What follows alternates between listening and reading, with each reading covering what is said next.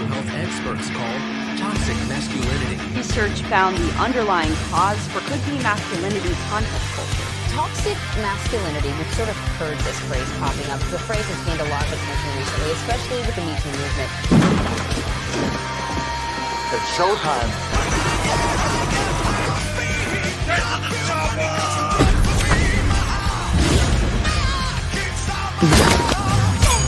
I'm no godless Tommy. I fought the Star Spangled Banner. You bring the cavalry? Woman, I am the cavalry. They are my people. I am their sovereign. I love them.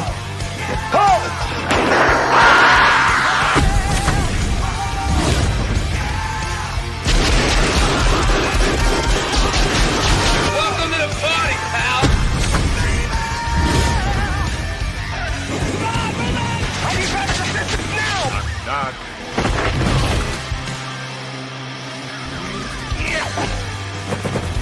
Stick around. What's going on, everyone? Welcome to Masculine Mondays, episode number 25. We've made it to a quarter of a century in the episodes here Monday night, and I can't thank everyone enough, and I can't do it without everyone here watching patiently in the chat while we were a little late and gay.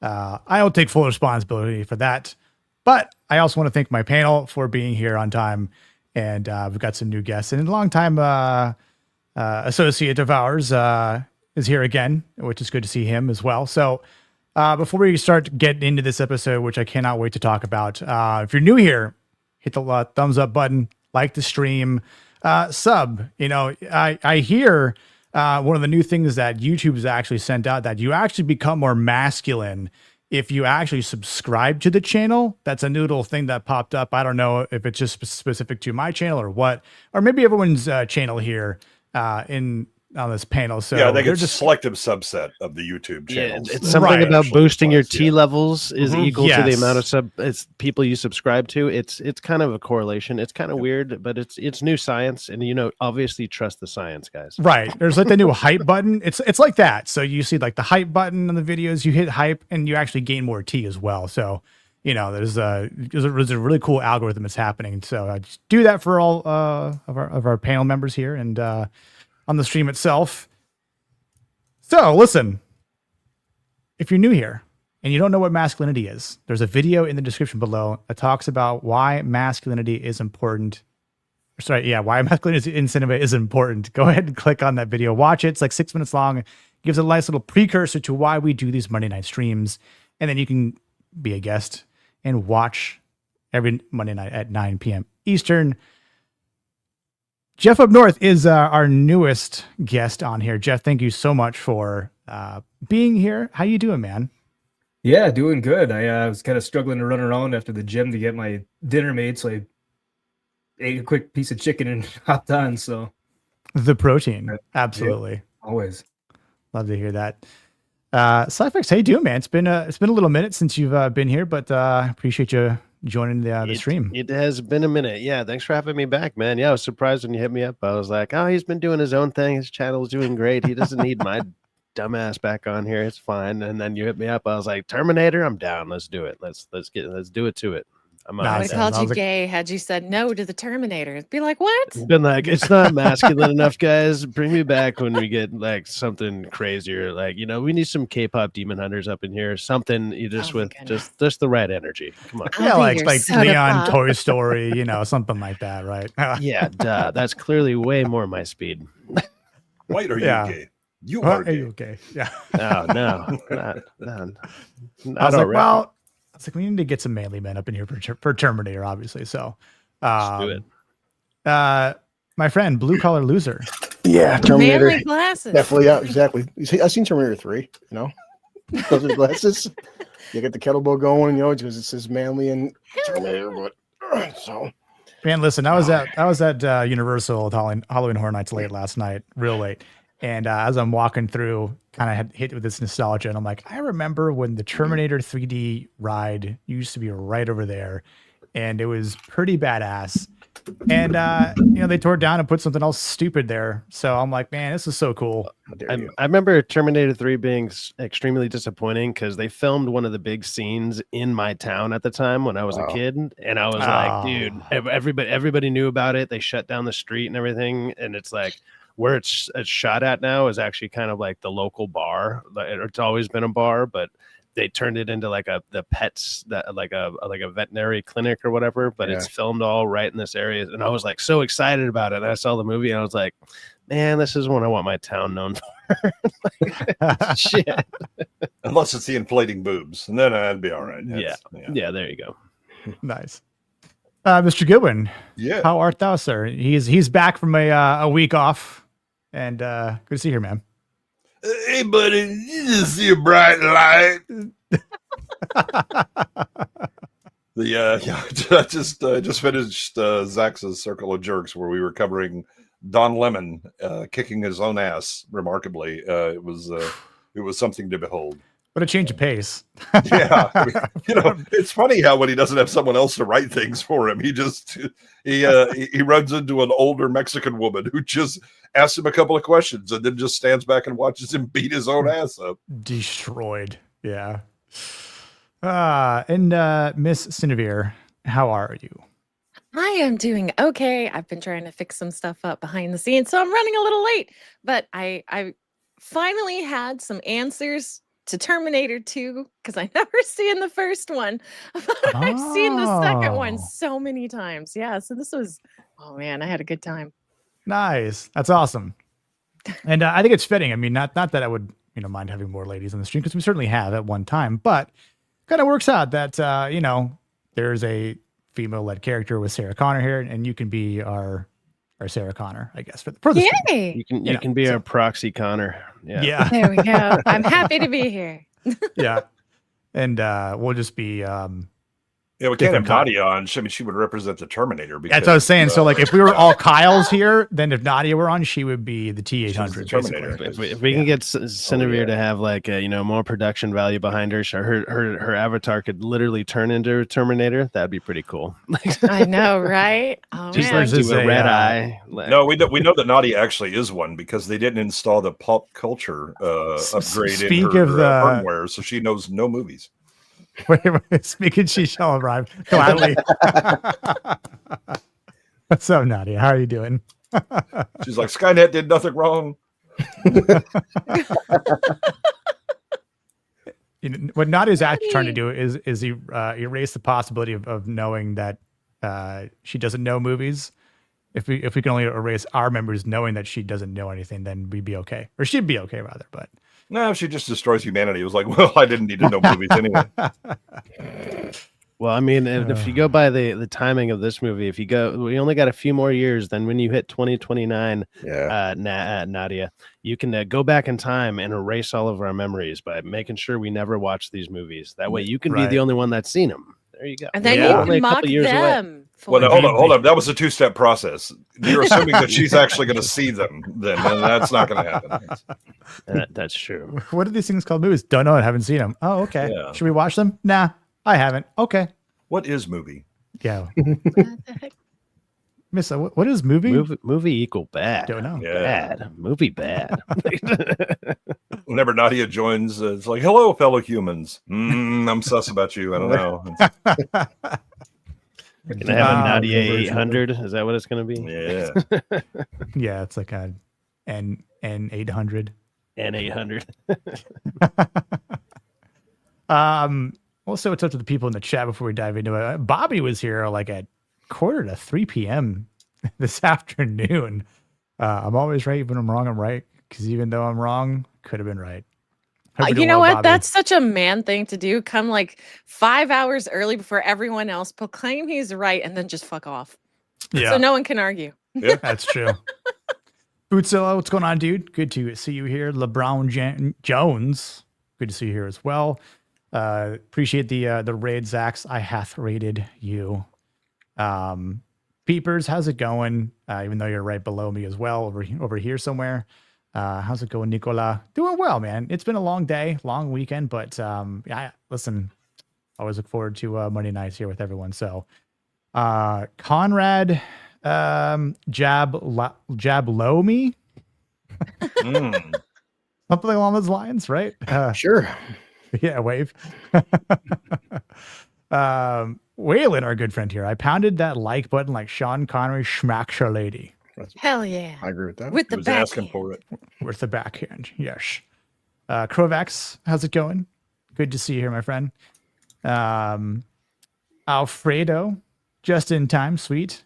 Good to see you here as well. Yeah, I mean, we were just like a couple minutes late, but you know, just kind of a little spice things up. You know, when you like Bang goes on stage and it was supposed to go on like right at 9, they kind of wait like 2 minutes, like kind of just let the crowd wait just a few minutes, get them hyped up a bit. That was my thinking all along. So It's all about the anticipation. right, yeah, we weren't actually late. So, Boosh, what's up, man? Nick did tell us he was gonna, you know, bust a Axl Rose and be like, "Look, normally I'd be 3 hours late, and then everybody'd be super pissed, but I'm just 2 minutes, just a little late and gay." Just it was either 12 years or 2 minutes. I couldn't decide which one it would be. Yeah, I was like, well, I'll be considerate and just do 2 minutes. So, my chest feels hairier already. Hell yeah. Oh yeah. Draconis, what's going on, dude? Hair will instantly grow onto your back if you sub right now. Yeah. I may have to unsub. I don't want that to happen. I mean, I didn't have to sub. Patrick, how's it going? Hello. Love that that little Ichigo Vizard picture you got there. Rick Costa, what's going on, dude? Always good to see you in chat, my friend. Wayfair, hi, I'm new here. What's masculinity? Oh, you about to find out. I know you're not new here. Well, have you heard of all of the gay? It's the opposite of that. Right, yeah. This is the opposite place. And then Jake's like, boom, here's 5 gifties, right? Like that. Dude. Thank you so much, Jake. I appreciate you so much, man. I'd say that's pretty masculine right there. That is very masculine. He's doing it while he can afford because he got a baby coming soon. And I know he ain't gonna does. be able to afford a damn thing. Yeah. He's he pulled a Kyle Reese and spread the seed, so which is very masculine. You know, I don't know who he hit. Let's see. Oh, he hit Syphax. Nice. Hey, there we go. Hit Thrawn kill. Alonzo Mosley. Oh, he hit Stank Man. Okay. And then Kink Hunt. Oh, Okay, yeah. Now I'm green like I've been here before or something. Kink Hunt's been there a few times. Stank has Man popped in a and couple Kink times, yeah. Hunt. Yeah. Stank I Man. get around. I think I saw them open the Cow Palace in 84. With that sort of gifty, I mean, it's sort of like an explosion.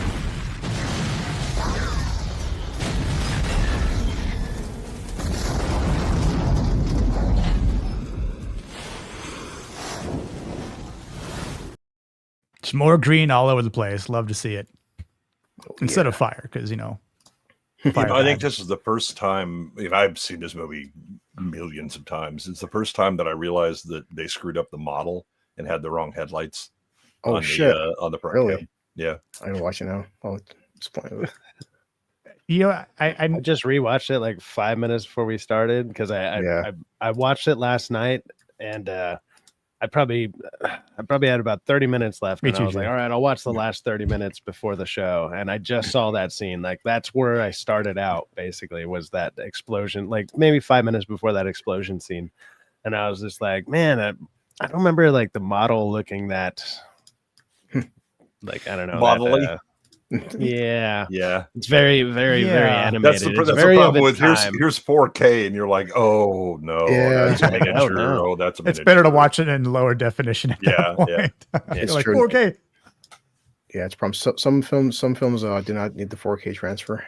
Yeah, I was just thinking that. I was like, maybe some films shouldn't be updated to 4K and kind of just left in their maybe more original state. Maybe just like, you know, 1080p, a little bit, like lighten up the edges just a little bit so it's not super What are you green talking or about, man? anything, Most of but- that shit was 240p on VHS since 7. He's right. Okay, bump it to Blu-ray, 720. that's- There we go. You know. Yeah, I was gonna say, I don't know if Zax is still gonna do the Snorepocalypse circle. He is. He does have it planned. Yep. Okay, good. Because I don't want to miss that one. That's a special one, near and dear to our hearts here on Monday night. Who would? Well, if we sleep, we would definitely miss it. But hopefully, some of us have lived it. Very true. Jeff and Cyfax, I don't know if you know about Snorpocalypse, but I do not. I'm not familiar. I'm actually not. Is it a Zach's thing or what? No, we had a it will be go to sleep. Yeah, and, but snoring with very very much so. We dealt. We with had it. a guest. Oh, there's somebody that passed out on you? Yeah. The snorkel. The snorkel made an appearance. Oh, okay. Yeah. I was The wondering if snorkel made an I was wondering if that appearance. thumbnail would work, and Sammy's like, I'm stealing a thumbnail. I was like, I made it for you, dude. Oh, was it Sammy? Sammy Three-Peat? Of course it was. Okay, no, I've seen him pass out on stream before. I've been on yeah. streams where he passed out before. Okay, that makes sense. Yeah. But we spent about an hour and a half to 2 hours fucking with him the entire time that was happening. It was Good quality He content. was just sitting there, like, I think he at least muted himself, but he was just there, just clonked out. Well, his camera was off in this yeah. time. This one was he turned camera off but left mic on. So it's like talking like a snow globe, like an 8-ball, where like Yeah. you know, It was just asking like magic 8-ball. questions. It was It's like- talking to us. It was like good ones being like the ghost whisperer, but the snore whisperer. Yeah. Snore twice for yes, snore once for no. That happened Oh a yeah, few times. that happened a few times. Yeah. Then he had some Snoring very and spicy things to say about the Middle East. We were scandalized, but you know, he's spitting facts. He's spitting facts. I was like, come on Well, now, see, we then don't, he can don't just get chalk it up demonetized. to he can just chalk it up to sleepwalking at that Mhm. point, you know. Yeah. Yeah. Yeah, everybody. I mean, I was surprised how many people in chat knew Snor's code and were able to decode his sayings. Mm-hmm. Rossi for $5. Those red sunglasses are the most unmasculine things I've ever seen. Since what he meant to say was since I'm offended. since Leon. Those are pink. Exactly. Nice, Rossi. Oh yeah, here we go. Since Oh. damn it. Get a shot. Get a shot for it, damn it. I'll counter with my super American sunglasses. There you go. It's fucking American. There we go. You know, now they would have given Arnie their clothes if he was wearing that shit. Yeah, they're like, oh, absolutely, bro. No doubt about it. You're getting all my clothes. You know, do these shoes fit you, or do you want to try out my buddies Yeah. here instead? You know, by all means, let us know what fits better. Something got a nice pump. And then Waylon for a 199. There is only one Terminator movie. That's true. Blasphemy. Son of a bitch. Nope, that's true. Well, I mean, for Cindy's sake, she only knew of one, which was TC Judgment Day. But now It was she's like seen one it of the few rare wasn't movies my dad would Genesis. actually sit down and watch with me. Well, it's because it was a kids' movie. Cinebeers and That T-1000. explains so What's up, Soul much. Assassin? You know, I've been amazed the past 20 years, maybe, how many people actually seen Terminator 2 first. Well, I That mean, it is was a a lot bit- easier to see T2, you know, and you got all the hype and everybody talked about it. Funny, like, Those of us that saw Terminator first and then saw T2 and were best like, what the friends- fuck is this? one of my best friend's ex-girlfriends did the same thing. We went to play Terminator, the first one, because we were going to watch both of them. And she was like, "What the hell is this?" She thought the other one was the first one because she's like, "Why is he the bad guy?" And we're like, "Oh my fucking I god!" love the movie. Like, That was me with T2. Why is he the pet? What the fuck is going on here? I unfortunately saw the third one first. Well, at least you saw inflating boobs. That's true. He's watching Arnie. Is Arnie going to increase his breast size at some point in this movie? Watch party, yes. Still gotta watch that movie. Bring as much alcohol and You do drugs as need you to can watch that find. movie. Mm-hmm. Bring all the weed. It is peak cinema. For money to unsub to don't want hair on my chest. Sorry, Nick. Well, I mean, I think there might what if be. it's not yours? Yeah, That's true. right. Like your significant male Wink, other wink. Yeah. specifically will Yeah. grow hair just like through, is that osmosis? How does that? I don't know. Well, I mean, the hair will be on your I think chest. It just won't be that's- permanently there. Temporarily. the word Yeah, you're looking yeah. for is friction. It's going to At be there least, through at friction. least 48 seconds. You know. Right, exactly. I mean, you get a glimpse of that in this movie, kind of. You know, I mean, Sarah Connor didn't have any hair in her chest permanently, but she did it at a certain point. So, And we got to see her chest. we did. Yeah. Yeah. Well, we had to look hard, but yeah. Oh, My wife wah. immediately goes, "Oh, I miss the '80s when you got girls nipping out in movies," and I was like, "I mean, you have to look hard to see." Well, like the old school 80s movies where all of a sudden they'd be fighting and somebody burst through a wall and there's somebody naked in bed, like, oh my God. yeah. It Oh, was there's like, always going to be, just there's always going to be a random intentional shots. shot. Yeah. Like, those were always hilarious. Yeah. Gone are the fun days. Yeah. If you're going into a hotel, you are going to break into a room where there is a woman topless. Yeah. Fight in a hotel. Absolutely. Jammer, what's up, dude? I'll be back. No, really, I got to pick up a script. I'll be back in 2030. I believe you. I'm just kidding. 38 seconds. be safe. We'll be counting. I'm okay with not my hair. There we go. Yeah. There we go. Yeah. There's got to be a sacrifice of some kind. Yeah. I'll play a couple clips for the people that donated. I appreciate you guys. So, yeah, here we go. Nice night for a walk, eh? Nice night for a walk. Your clothes. I need them now. Your clothes, give them to me. Got a dead cat in there or what? Fuck you, asshole. You know, I don't have those other options on my screen when it comes to It's just good one. It's just fuck you, automatically asshole. just pops up. I don't- Well, I think he's got the peaceful option. He just has ignored it for so long. He just doesn't see it anymore. well, it's grayed out, so like he can't really click on it. Well- It won't select it. It's like it just kind of cycles back around. Hmm. I mean, it's again, it's from the earlier scene. That's what the punks tell him when they say, "Get your clothes, give them to me now." Yeah. And they're like, "Fuck you, asshole," and whip out the knives. And so he stored that one and said, "Okay, that's how these humans talk in this." Yeah. time." Yeah. He should have said it at the cop station. I know. I think it's won't Sarah Connor. She's busy. She's giving a statement, and that's when he drops the Yeah. line. Fuck you, asshole. He would have got back there so much quicker. Yeah. Half a bottle ready. Yeah. I mean, I guess he did get back there pretty efficiently through the car, but yeah, no. Maybe he would have been like, "Oh, absolutely. Okay, sorry. Didn't mean to insult you, Mr. Terminator, but you know, I'm gonna go keep writing in my nice little cursive writing in my notes here, and then gonna get Well, what switched." they would have given, they would have given like a complaint card or something, and just fill that out and put that in the envelope. And the Terminator's sitting there trying to go, "I don't know which one is this." Instead, he got his entire body crushed behind a desk. Mm-hmm. What a way to go. Yeah. I know.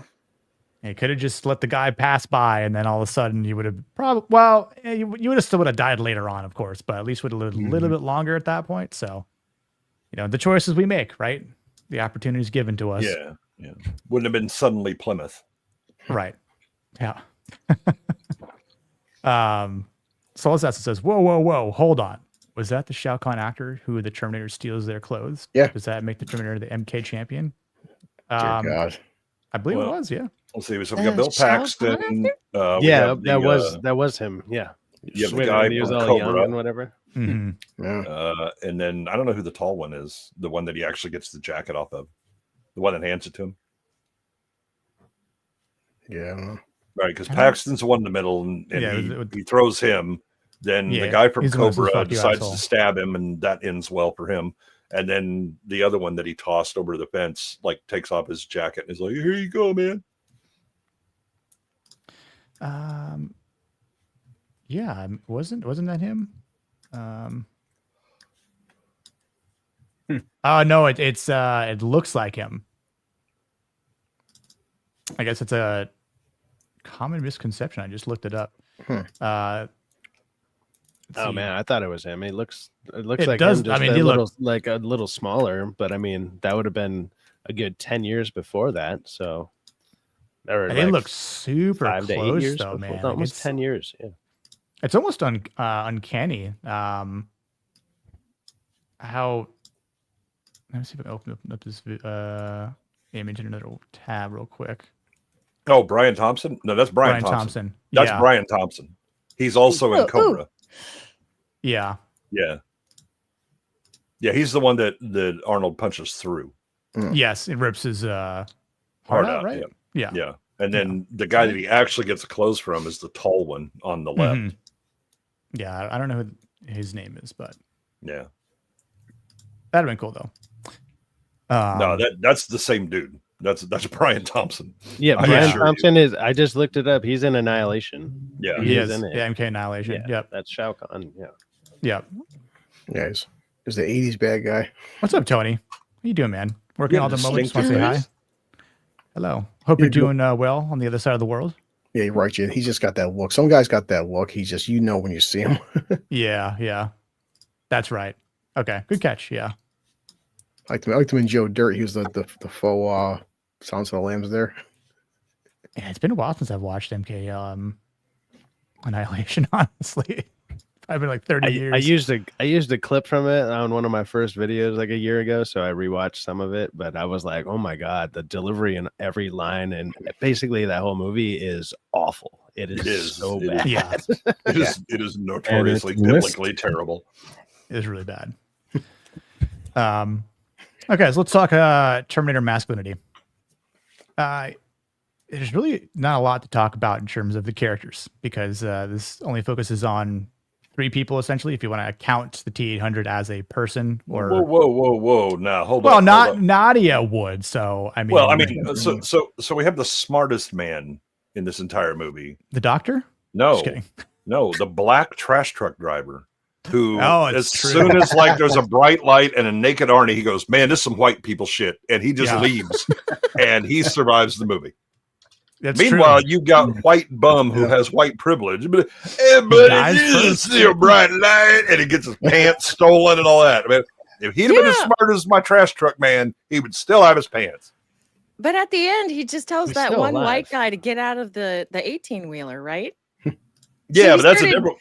He started going back to white supremacy. Exactly. Yeah, he's like, let me get a chance. Yeah, the black man didn't even have to. Nobody had to tell him a damn thing. He just zip, and there's a naked giant white man there, and he's like, nope, this is some white people shit. I got to go.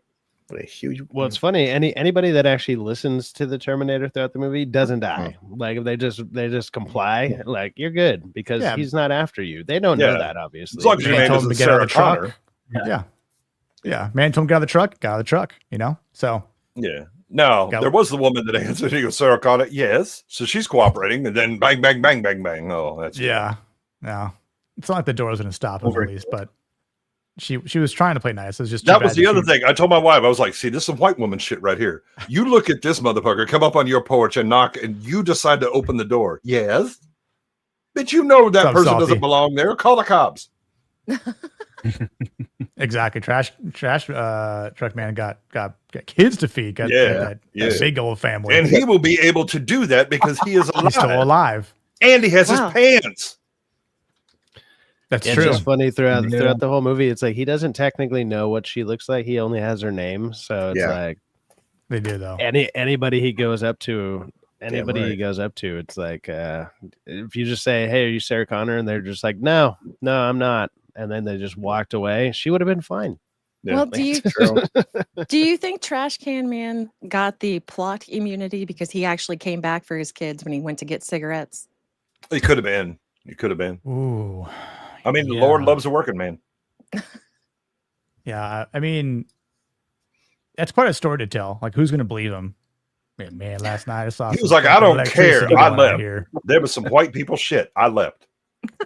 I saw a white dude get thrown out of the sky, some electricity in here, and I said, "Get the fuck out!" I was like, "Nope, this ain't none of my business. I got to go." I'm out God, of here. You white people solve this shit on your own. Just call another white man.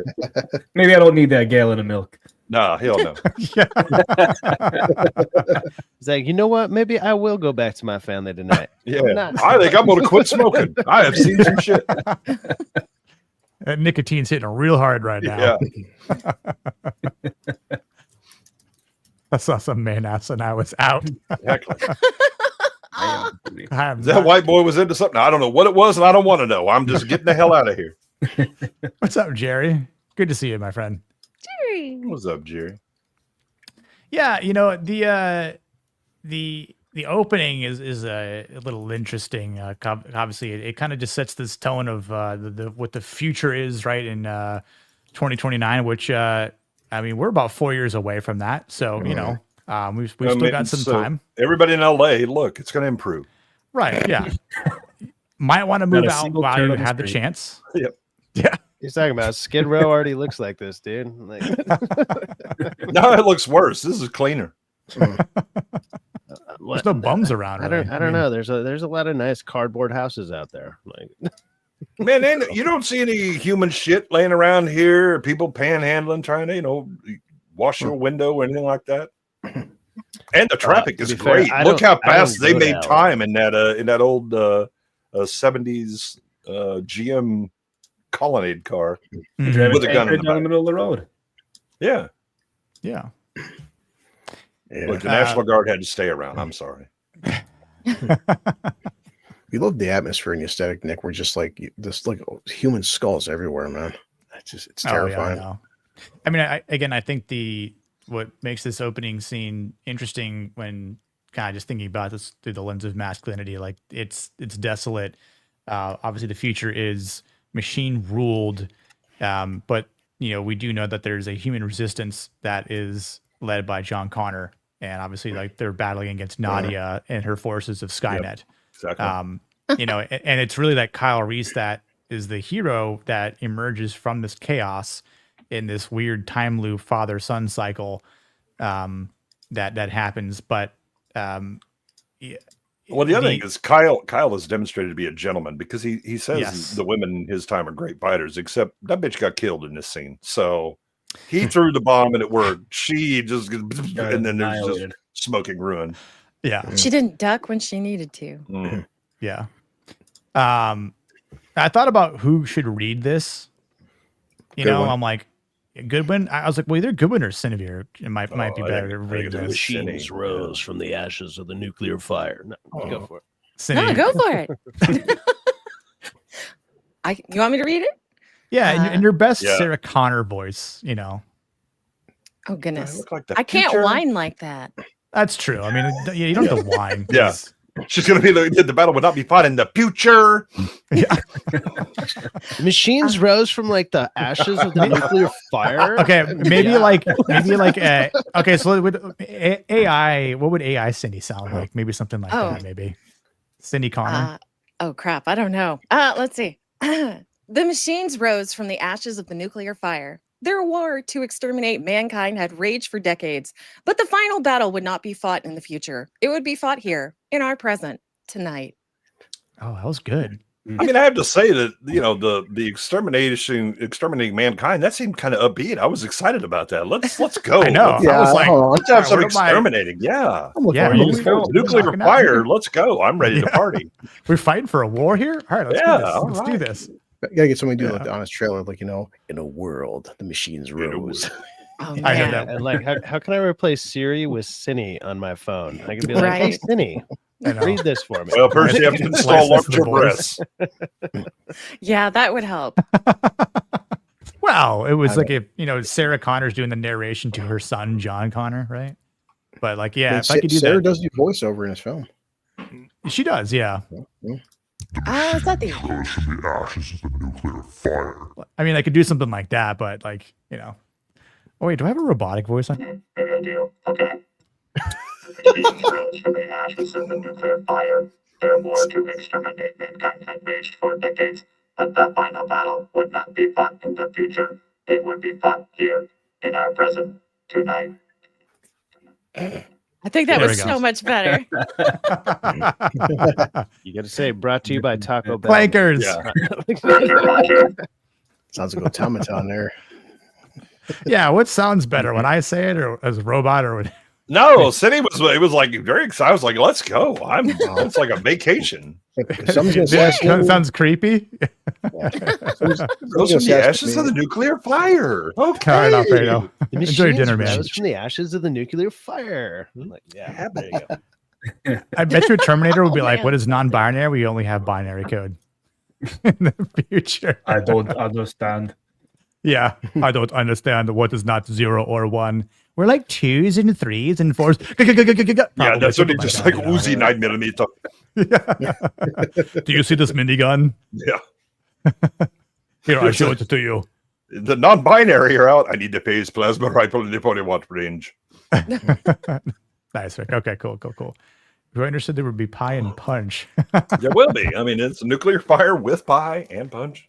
Yeah. Lots of punch. The Terminator. Yeah. And the reason why I'm including some of these slides from Kyle after he's already, arrived, but he's having this flashback because he's kind of getting freaked out a little bit that this PTSD hitting as he's looking at a non-lethal machine, unless you malfunction it and it, kills you. But it's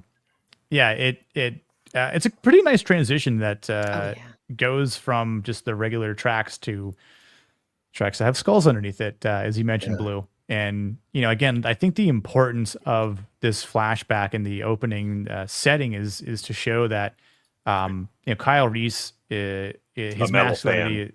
What's that? He's a metal fan. He was looking at that and he was like, I need the album art version of this drill rig. Okay, this is it. Yeah. He's like, I saw this on an Iron Maiden cover art. What is this? Exactly, yeah. Also, Nick, like the whole panel. What is music? I was saying with these films I was watching my headphones on, like, and Goodwin knows this from older films. It seems like soundtracks and themes from Jaws to the Terminator, it just was a different era. But right there at the 2-minute mark, we hear like the tone sets up like the 80s vibe, like the synths, and just showing how bleak, and the music is setting the picture of how fucking depressing the future is. And then almost like that hope before you get the title credits for the Terminator game. But the music is really fantastic in this film. Yeah, I love the music in this. The synth, that whole vibe of the chaotic bit, like when he's running and then you hear like the siren scream kind of in the background and all that stuff. And the ladies, as he says, they're good soldiers and they get evaporated, of course, like this. So they're not that good of a soldier. They're great cannon fodder. We got it. They didn't get him killed, so that's great. Drop fire quick. Yeah, she didn't. She needs to learn the 5 Ds first. They clearly don't have dodgeball in the future. Right. She might. They would be better off if they did. Yeah. Exactly. Pizza when she's supposed to French fry. If you can dodge a wrench, you can dodge a Skynet laser beam that it'll evaporate you. But yeah, I think the masculinity is expressed all throughout the mainly Kyle Reese, but I think other people that are fighting for their future, right? They're fighting for each other. There's zero pride involved to fight for the survival of mankind. Because all they can do, and you see it as Kyle's underneath, walking down this very gloomy alleyway, and it's just nothing but kids looking at a TV that just has a fire in it. People are coughing. Look, they were ahead of the game. I mean, the whole put on the video of the fire with the logs and all that shit. They had that shit, back even in the apocalypse. That's true. We still had fire log on TV. That was just a sick ass metal video. You guys don't get it. Yeah, no, fire is metal. They're just kind of like seeing. That was their version of MTV in the future, right there. Yeah. What is fire? Man, this video is fire. Yes, it is. Yes, it is. Yes, it is. It's straight fire. But I think it's interesting for Reese here, as he's obviously comes into the future here, where he knows that he has a job to do, and obviously when you're first, I would actually say for Cindy, for you watching this for the first time, like, what were your thoughts about him appearing in conjunction with Arnold, the T-800? Did you think that Kyle had an important part to play, or that he was going to be like an actual hero, or maybe like an anti-hero? What were your initial thoughts when you saw him? Well, I knew about Kyle, so I found it an interesting I guess it's called a juxtaposition, right? So you have the Terminator, he's curled up, but he's still in a standing, like he can easily switch to standing. And that's the sign that he's a machine, right? Whereas you had Kyle, who's like curled up on the floor, he's shaking, he's in pain. And it's like, okay, that's such a human response. So it's like, I don't know. To me, it was a good way to portray it. Yeah, like, They both Okay. have different entrances that kind of show the background. Like, the Terminator, that trip was planned, so they have him land. Yeah, they're a couple of inches short, and so they have to take out a chunk of concrete and maybe a truck to the side, and that's fine. Kyle, meanwhile, gets dropped from midair. Yeah. And black, right? And then Terminator just walks up to your clothes, give them to me, and just takes them or whatever. Kyle's got to like steal a pants off a bum. He's got to run from the cops while being in an Army Navy store trying to get stuff. And he doesn't kill anybody, whereas the Terminator's like willy-nilly about it. Yeah, I agree. It's like he kind of lands hard on the pavement here, butt ass naked. Yeah, I mean, you can obviously see, and you learn more about how he got those scars on his back. I got these How scars. he got these scars. My father was a war leader. Yeah. Actually, my son was like, yeah, That's true. Yeah, my son was a war You're both correct. Yeah. It's to be weird. John's like, "Hey, Dad." He's like 20 years old, 34 years older. "Hey, Dad, do you want to do something for me?" What? Yeah. I'm sorry, what?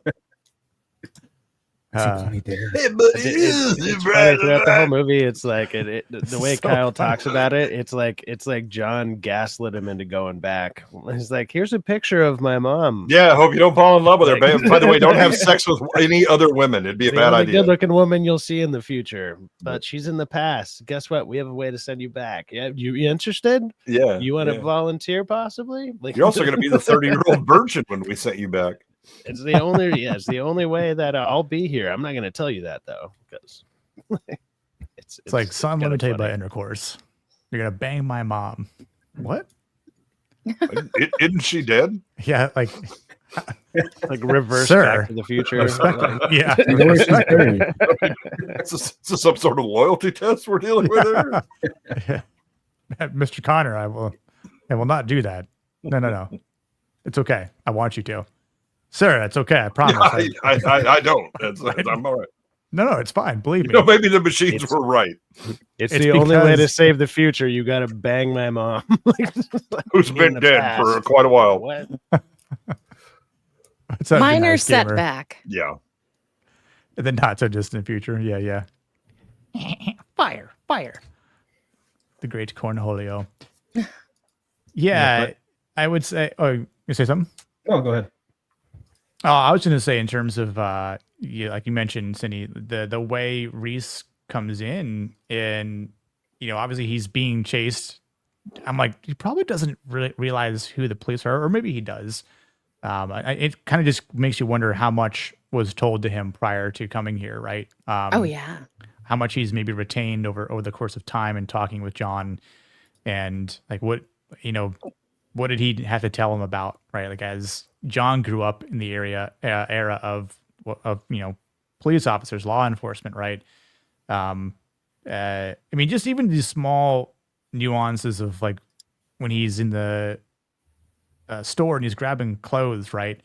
I mean, he's not looking at the tags going like, is this a medium or a large or like a small maybe? Like I'm not that big of a guy. I'm not Arnold, so I don't have wide lats. So, get by with a small jacket or something like that. But I mean, at least he sizes up the shoes because that's something like you've seen a lot of people do in a lot of different movies where like, they don't have sizes. They just go put their foot up against their boot and they go, yeah, this should do it. And they just kind of slide it right on. But I mean, he could have killed this cop here, right? If this were Arnold or the T-800, I should say, this cop would have been dead, right? Man's just trying to figure out what year is it.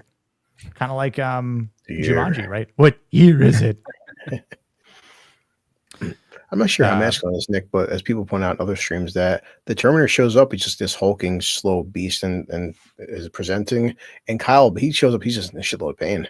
Like how much did it fucking hurt going through that portal? The T-800 just shows up like, damn. Yeah, the machine doesn't have to feel anything, right? As he states when Sarah's biting him, he's like, mincing that pain, but he's like, I still feel pain. Yeah, They Terminators don't feel pain. I do. Yeah. But even like its entrance to the Terminator, it's already on the ground. He just sits over. As Kyle plops down on the ground. Like even his entrance is painful. I mean, it's like just showing difference between the power of the two characters. Yeah, and I think the entirety of this, opening with Kyle being brought into the past, it just shows like his adaptability and what he knows through instinct, and I think his fighting and survival discipline, right? Like he literally comes in with nothing except the skin on his body, right? And what he's been told by maybe John, or what he's learned through his time fighting for the sake of the human race. So when he has to outrun a couple slow LAPD, like that's nothing. Cops. Yeah. It's like his natural fight or flight kicks in, but it's like his fight and flight is different than theirs would be, because the time and era that he grew up in and everything, it's like, yeah, I'm gonna fight while I'm running away, like the fitness test is a little different when you're running from hunter killers who are going to evaporate you. The slow are already dead. They don't have a chance to go back in time. Right. Yeah. And this is something that kind of made me wonder if John ever told him, like, okay, so you're going to find this glass structure. We call it a telephone booth. They have these things that are called books. And maybe they have books, but a telephone book that's going to show you addresses and names, right? You're going to look up my mother, Sarah J. Connor, and you're going to go find her. Well, I mean, what were the odds that they could read? Because it doesn't look like they had the time for that. Well, that's what I was going to say. So, like, so you see Kyle fill out a form when he comes back in from the patrol. future. So yeah, reading and writing still matters. Yeah. Okay. Yeah, that's fair. I didn't think of that. Also, now, how much has he read? Yeah. Go ahead. Surprisingly, I knew it was last that, name. or he only knows the name. It's like, this is how you spell Sarah Connor. This is it. This is all you know. Like, find it and then here's the numbers. But more likely, they also know their area. If they're in LA fighting, he probably knows all the streets and stuff. Hey, we're on this and this, almost like the cops, because John would have taught them that. That's the way to communicate. Well, having once lived in Dallas and then moving out and coming back, I can tell you this, it changes every year. It's never the same. So, like, I don't know, you had a nuclear bomb go off and he still knows where everything is. It's like, dang. Which is very possible, you know what I mean? Like, I guess it depends, like, what's left, like, what's still there remaining on the streets. Like, I mean, the good news is that any car he steals is going to have an actual map in the glove box, because that's what we did true. in the 80s. Yep. Yeah, good point. Yep, absolutely. Thomas Guide. Yeah. Interesting. Yeah. I didn't even think of that. That's such a good point. Yeah, Thomas Guides would be everywhere. Yeah, what's up, Gucci? Well, not only that, but every phone book has maps in the front of them. Yeah. Maps still exist. I've seen them. Gas stations still have them because sometimes GPS doesn't work. They're hard to find. Not everywhere, but they're still out there. Yeah, people blindly follow GPS. What's that, Jeff? I was gonna say people blindly follow the GPS a little too often. Oh yeah, man. Yeah. And like people, and I think it's one thing if you use GPS now, but like it's so important to remember like your landmarks, right? So you're not just like I said, blindly looking at like this is where it's telling me to go, and see that street, but you don't know what's around it, right? I mean, and if you're like someone like Kyle Reese here, who's going through these streets at night, because I mean, who scavenges like parts, food? I mean, whatever's left over from a body, ammo, right? I mean, you're also scouting too, right? So you can try and see where the enemy robots are, enemy machines, like what are they doing, right? So you have to kind of have some sort of good navigation. I mean, that for their sake have no idea what maps look like. I mean, I'm sure they've probably started to generate their own, maybe to some degree, but you can kind of see buildings in the background, right? Like, like how we were saying, almost every car would have some type of Thomas Guide and/or old telephones and stuff like that have them on the front of them. So they would more than likely use that and how to strategize, and so they would probably know their area pretty well. And if your whole area is basically LA is a giant grid. It's not that hard to learn. It's like, I mean, I've worked for FedEx for years. It's not very hard when I worked there. It's very easy. Like.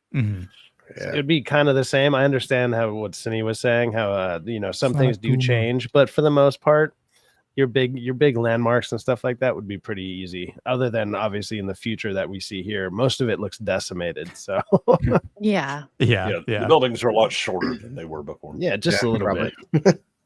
There's just I've one got some- dollar general sitting in the corner.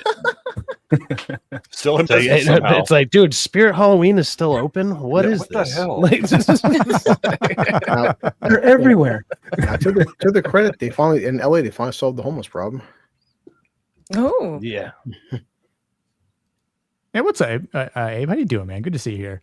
And of course, I see Love It. How you doing, Love It? Good to see you, my dear. And Rachel, hope you're doing well. Rebel Rose. Love the font, so Terminator-y. Yeah. And of course, the again, the black man who made the best decision. Now, usually in horror films, especially in the 80s, the black characters are the one that usually get knocked off first. This is the opposite. Man lives, done seen some shit. Again, he goes, "What the hell?" Whatever. And then he sees it and he's like, "Fuck this shit. This is white people shit. I got to go." And he didn't let that cigar go to waste, I believe. So No, it goes with him. Yeah, and boom. Look at that, it's the superhero landing. Yeah. My man gone. He gone. Yeah. Man saw all this muscle and was like, "I'm out. Peace." No, it's just there's a naked white man here. This ain't my problem. I got to go. Saw some white ass. I was like, "Nah, I'm out of here, y'all." This ain't for me. He's like, all I've heard about white ass is that's where you get AIDS. I'm gone. Yeah. There'll be some fire shoot out his butthole. Well, plus, also the trick of camera shots, because the chest shot looking up at like Arnold's 6'2" reportedly, but like he seems like he's 7'5" in that image. When he first stands up, he seems way bigger than what he is. Oh, 100%, man. Like he's, I mean, so this was what, 84. So he had stopped, his last Olympia was 1980, right? Controversial, but nonetheless, it was 1980. So he wasn't even competing anymore, right? So he wasn't on that sort of workout regimen, but he was still working out, obviously, because I mean, you think of the string of movies he was doing through this time frame between Conan's, Terminator, later with the Predator, right? 3 years later after this. I mean, like it's crazy how Commando's like a year. Commando, yeah, like so, yeah. Like I have to say, obviously, maybe with the help of little steroids, but the fact that he maintains that sort of physique through all these years, or specifically, and all the movies is pretty nuts. From just I mean, he held it down for a good 20-25 years or so, because there's all through the 80s, 90s, and probably even a little bit in the early 2000s. I can't really recall one early 2000s movie, but obviously he was not just massive as a person, but a massive star in like the 80s and 90s. Like you said, his overall presence, like the way he walks, the way he looks, the way he talked, like just he seemed like this giant, even though he said in some ways he wasn't that big. Technically, The Rock is bigger than Arnold, but Arnold seems bigger than The Rock. There's two guys, the first two out of three guys he meets initially are taller than he is. Yeah. Yeah, Kovacs. I remember that because I remember Chris Pratt saying that he wanted to make sure that his incline dumb barbell press was good because that's Arnie's favorite chest exercise. So he's like, I want to make sure I could. I love incline barbell press. I always do that because he says that's how you get the bigger chest. Still smaller shoulders than Zach's. Well, yeah, I mean, even I aspire to have shoulders like Zach's. Arnold's only human. Right? Yeah, Zach's is not human. But was he always massive though? I mean, he became a massive when he was in California, and especially when he ran for office. That's when he became a massive. Yeah, but he did say that before he came to America, because bodybuilding in Austria was different. That he actually slimmed down a lot in America because he first lost competition being too big. Agreed, Jake. Yeah, you get that deep stretch. You go all the way down. Man, because the biggest thing in America was America cared about cutting up and like symmetry versus size. Austria was just about how big you could be. So he actually, so right here, this is actually him slimmed down compared to what he was. Austria had access to German and East German steroid regimes as well. Yeah, The well, I mean, East look, German swim team, the women's East German swim team, were as muscular as Arnie is in this movie. Well, plus, they have bigger beers than I do. was he always massive about it or not? Actually, there's so there is a bit of this scene as he's walking where you will see his dong swinging. You will see dong in this movie. It's worse when he's walking towards the three guys. That's what I'm saying. Like it's that scene where you see it. It's like, I didn't see anything. I wasn't looking though. I didn't know it was an option. Look between his legs while he's walking. When you're looking, instead of looking at his ass, look down a little bit. You'll see some swing, especially in 4K. Anyone on the East German swim team in chat? I was actually on the women's East German swim team. That's how I got this voice. Yeah, when we first walk into the three biker dudes, I'm like, why does he even pick up a gun for? He doesn't need a gun. No, he really doesn't. Swollen member. I'm gonna go look. I'm pulling it up. I'll timestamp it for you. He's like, I just need to do some research. I love that Blue Collar has like the timestamp memerized in it, just in case. What's the timestamp? Give me 1 second. 12:29. 12:29. I have no idea. Did he say anything? I'm gonna be really mad if that's right. I'm watching slow motion for research purposes. Gooch loves the V taper. Cindy, at the 5-minute mark and 30 seconds, go in the film. Go watch that. Oh my goodness. Okay. Yeah, I didn't purposely snag screenshots of it because I'm like, we'll talk about it, but I'm not going to show that on stream. Just say for those of you interested, yes, demonetized. It's there. Listen, if you want to take your own volition and watch that shit, by all means, go for it. But let's just say it was enough that you can see it on VHS. Yeah. Goddamn 4K. He was just comfortable with that. Oh my goodness. Oh, Cindy, you definitely need to watch his bodybuilding movie where he talks about this. One of the reasons he decided to start beefing up is so that he would be proportional with other parts of his anatomy. Oh my gosh, he's just an interesting person all around. I'm like getting the feeling of coming in the gym. I'm getting the feeling of coming at home. I'm getting the feeling of coming backstage when I pump up, when I pose out in front of 5,000 people. I get the same feeling. So I'm coming day and night. I mean, it's terrific, right? Need the pump on. That is my favorite quote, probably of all time. Christ. I'm like, Artie, we've all been teenagers. Stop it. Blue Collar's over there working out. He's like, I want to feel like I'm coming right now. It's one of the best Arnold clips like in history. I remember the first time he was talking about, the pump, and now it just feels so great. Whatever. It was like, hell yeah. I don't know what weights you've been lifting, but I'd like to get some of those. Shit, I don't feel like coming. No, I feel like after I came, where I'm just gonna lay here for a bit, snooze. That's a German steroid, Jay. Yeah, the steroids. Need to get some of that and shoot up. You got Lou Ferrigno in the showers, like here in Arnold. Arnold making noises like, oh yep, he's in there coming, all right. Coming again. Oh Jesus. Cool day and night, yeah.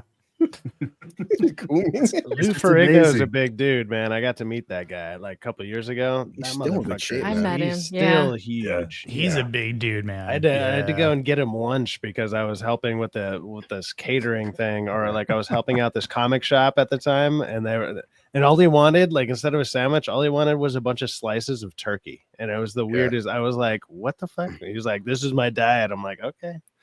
He was nice, but I he heard was fucking tall. They say he's a super nice guy. I've never heard a bad story. I don't know. He was having a bad day when I met him because I went to go I went to give him a gift at a convention, right? And he was like, "I'm not accepting those," and I'm like, "Okay, yeah, no, that's where I'm good." Get away from me, Finny B.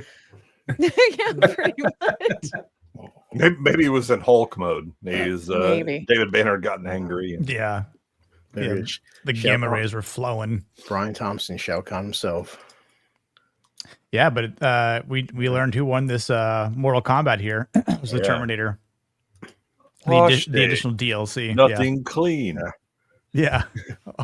Okay. That'd been pretty iconic if Terminator said fatality there. Fatality. And just ripped his heart out. Fatality. Yeah. Fatality.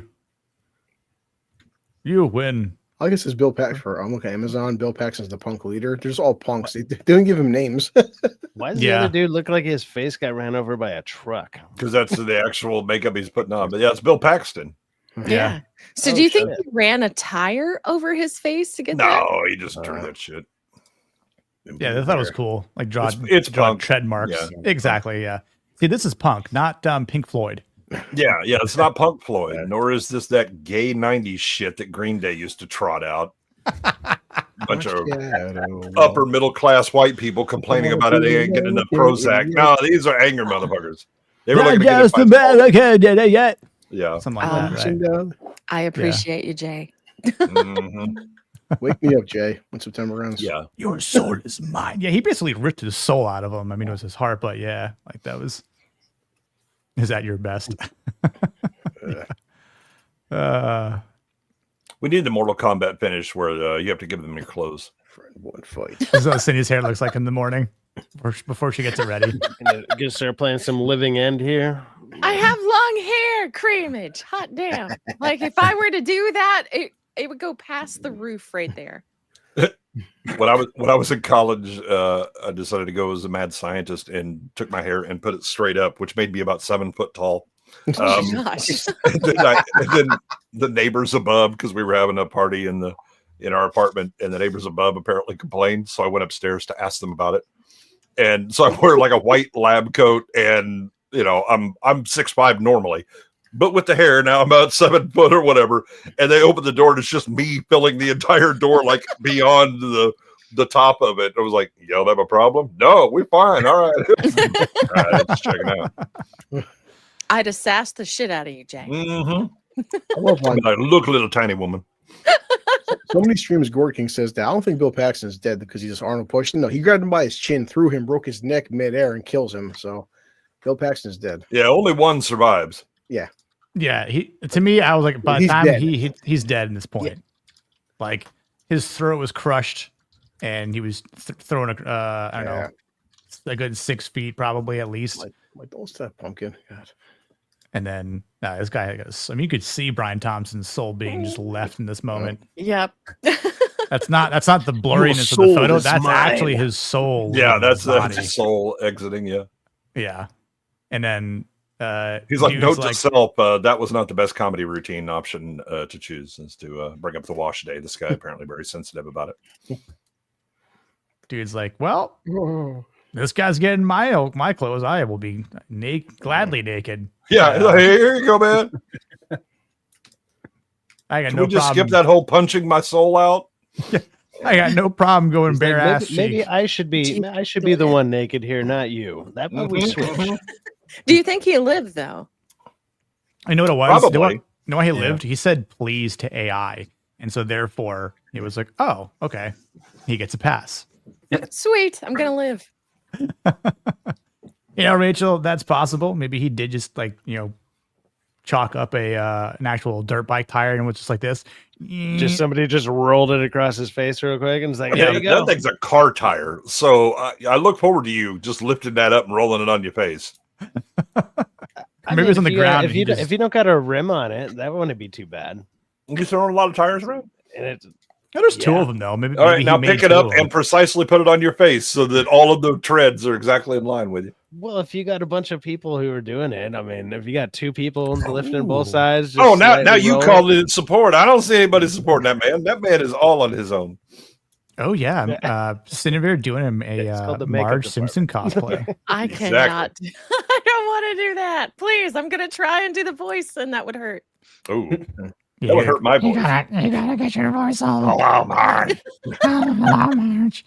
Oh, you could just. Her sisters are like. Her sisters. She makes me glad I never smoked. Yeah. Oh, Marge, what are you doing with that Homer? Look, there's a Terminator on the loose. He's killing people and taking people's clothes. There's a radio station up here in the show. One of the hosts sounds like that. It is miserable. Exactly, Nick. That's been my cough in general. That's why I don't do that shit too long. Otherwise, I'll be. See, I can do Smeagol for like hours on end, and that won't bother me. But My precious, I didn't realize this place was made for hobbits. Mr. Hobbits is such a good one. Hobbits is. This isn't a kid movie like T2. Paxton is dead. Exactly. Listen, you son of a bitch. What's up, Hosty? How you doing? Goodwin in your door means something very memorable is about to happen. Be it positive or negative. That's true. You will remember. Uh-oh. Waylon, be safe. Godspeed. Don't give him your clothes either. Well, it depends how hot she is. Bill Paxton survived to go on and pretend to be a secret agent and score with Jamie Lee Curtis in True Lies. That is... It's possible. You don't think he would have recognized Arnie? That's true. He just impaled like, his oh friend. shit, a Terminator's here. He's jumping the hell out of that car. Yeah, I mean, Waylon says, can Goodwin for 199? Can Goodwin explain why T2 is a children's movie? Yes, because again, it's made for children. The Terminator can't actually terminate motherfuckers. The kid is in charge. We have a bunch of jokes because we have to have a kids movie, and the consequences are fuck all. And because we got a nice little True Lies reference with Bill Paxton in it. Oh yeah. This is when he was getting some action. Oh yeah, she got her head in the guy's lap all right. Yahoo. Maybe she's sleepy. She did not talk with the snorkel, that's for sure. Fuck movie. That look he gives is so good. Well, the best look is the entire film is the dinner scene. Arnold's just the zoom in staring at her. Oh yeah. I've never seen it. You never see True Lies? Oh man. Oh boy. Don't turn It's into fine. Nadia. It's fine, Cindy. You're not missing anything. The movie's Yeah, a big you're- shit. You're almost as bad as Nadia. I love True Lies. Actually. T2 is not a children's movie. It's family sci-fi. That's for children. There is a mother. I mean, there's a black family in there. Could be a family movie at that point, right? I mean, you know, Diversity equals family movie now. right? First of all, I mean, John saved a family, right, from his psychopath mother almost killing them, right? Yeah. John True Doom's Lies is humanity again. It is fun. I agree. I agree. It's fun. Bill Paxton's so good in that movie. What's up, Bill? How Bill you doing, man? Paxton's the only saving grace in that movie. I would call it a kids movie, but it's like the top 40 pop version. Jamie It Lee is. Curtis dance to this day. Again, you know, the stuff they sell to 13-year-old girls, top 40 pop. I'd comfortably sit my 12-year-old brother in front of T2. Yeah, because it's a kids Yeah. movie. I'm Yeah. gonna watch it again now. Now, sit him down and have him watch Terminator. You're going to be up with him when he's crying at night because the Terminator's under the bed. I mean, if you watch Lilo and Stitch and watch T2, it's gonna be a different vibe. No, it'll still be. Oh, look, because Stitch runs around breaking shit all the time. So does Arnie in that one. Well, he's not impaling people with a blade. No, he doesn't kill anybody. Well, the T1000 does. Yeah, because the T1000 ain't a toy. But even then, it's like, oh look, I'm a liquid metal you. Ha ha ha. What you don't see Liquid is the metal. T1000 punching into a man's chest and going, "Would you like your heart, sir?" There was more blood in that still that we had when the guy falls off than there is in the entirety of T2. Yeah. Watch it again. I think T2 is just rated R for violence, and then it's rated Irish for language, I want to say. Like, Well, definitely violence. Well, there's definitely people get killed. yeah, but Oh, by the but way, in terms T1 of- has sex. True. You know, for That's true. adults, unlike the kiddies that we had to keep safe. And Yeah, yeah. Well, True family movie. Terminator kills fathers, mothers, children too if they aren't quick enough. Yeah.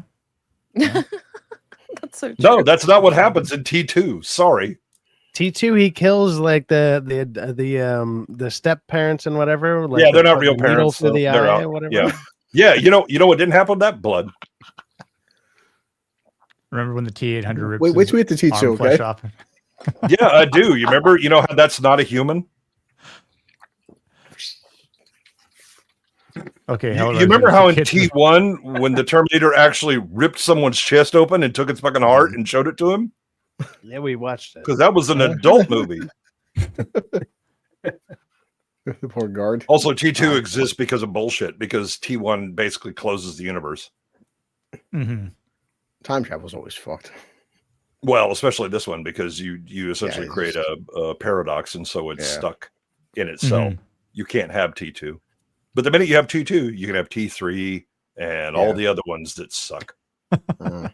Which are suckinators. Mhm. That's what we got. They terminated that franchise. Yeah. Nice job, Jim. God. You had something nice and you had to ruin it. Well, it's because Galen Hurd left. And we just had Yeah. James Feminist Cameron left. You know, the women somehow were the manlier part of his relationships. Yeah. I was listening to Niat's stream playing the game. He's like, I do actually like Salvation. Salvation's got some moments. Salvation's interesting. I mean, Salvation is half of a good movie. Yeah. Yeah, I agree. No, I agree with that. Yeah. I'll say like But I think the same thing about T3. Yeah. T3's ending is the Real best because it's explosions. basically going, okay, well, we've already blown it the fuck up, James, because you're an idiot. So we'll just say Judgment Day is inevitable. It will always happen. Mhm. You can't stop it. So leading up to, well, the tech noir club scene, which again, cool vibe, cool music being played, I guess, right? Just fits that whole 80s thing. Goes in tight.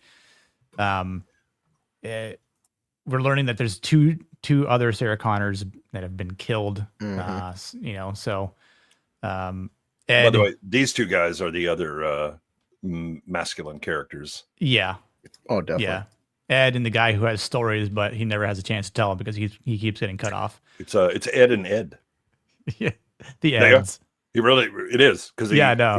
he tells Lance Hendrickson when he gives him the code, Ed, you take care of this, when he's in the middle of telling the story. Yeah. You have black Ed and white Ed, basically. No,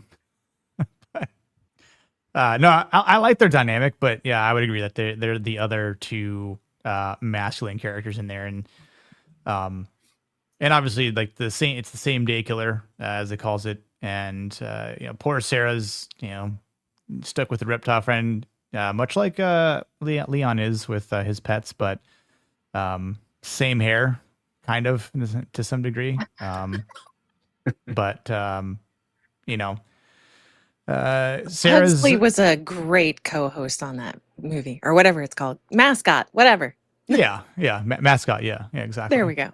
And listen, the iguana was just trying to look out for Sarah's roommate here by knocking the cans off the top of the refrigerator, like, hey, you should probably go check on your dude in there who's just getting murdered.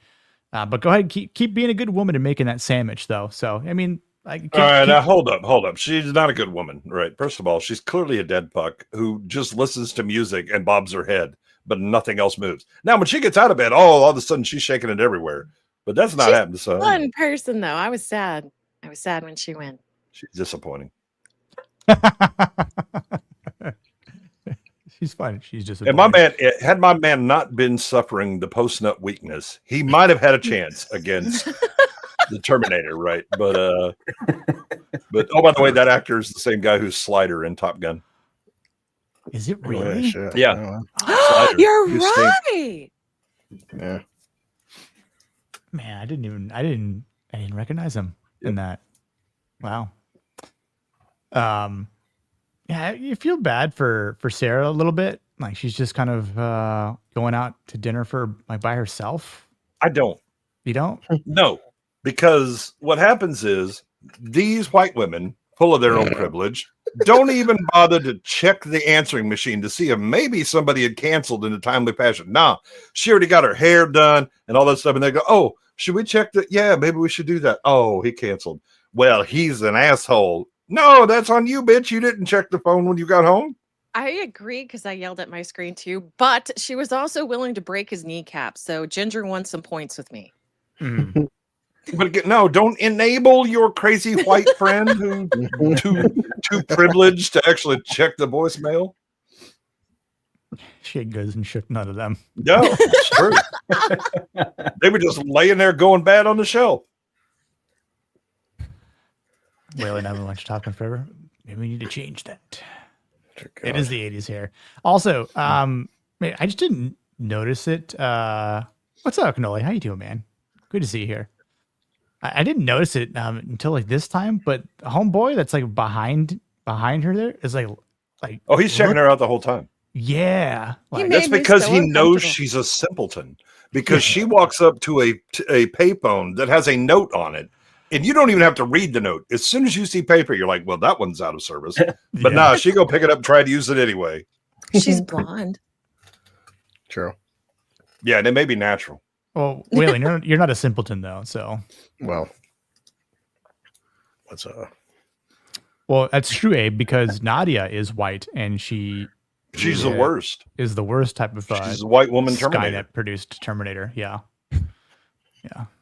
80s hair. I mean, the thing about that is both men and women kind of wore similar hair. So if you could have a lot of things from the 80s, I would probably just omit the hair, at least as a guy, and just have everything else. Right? I'd be okay with that. Like if you could take everything except for like one thing.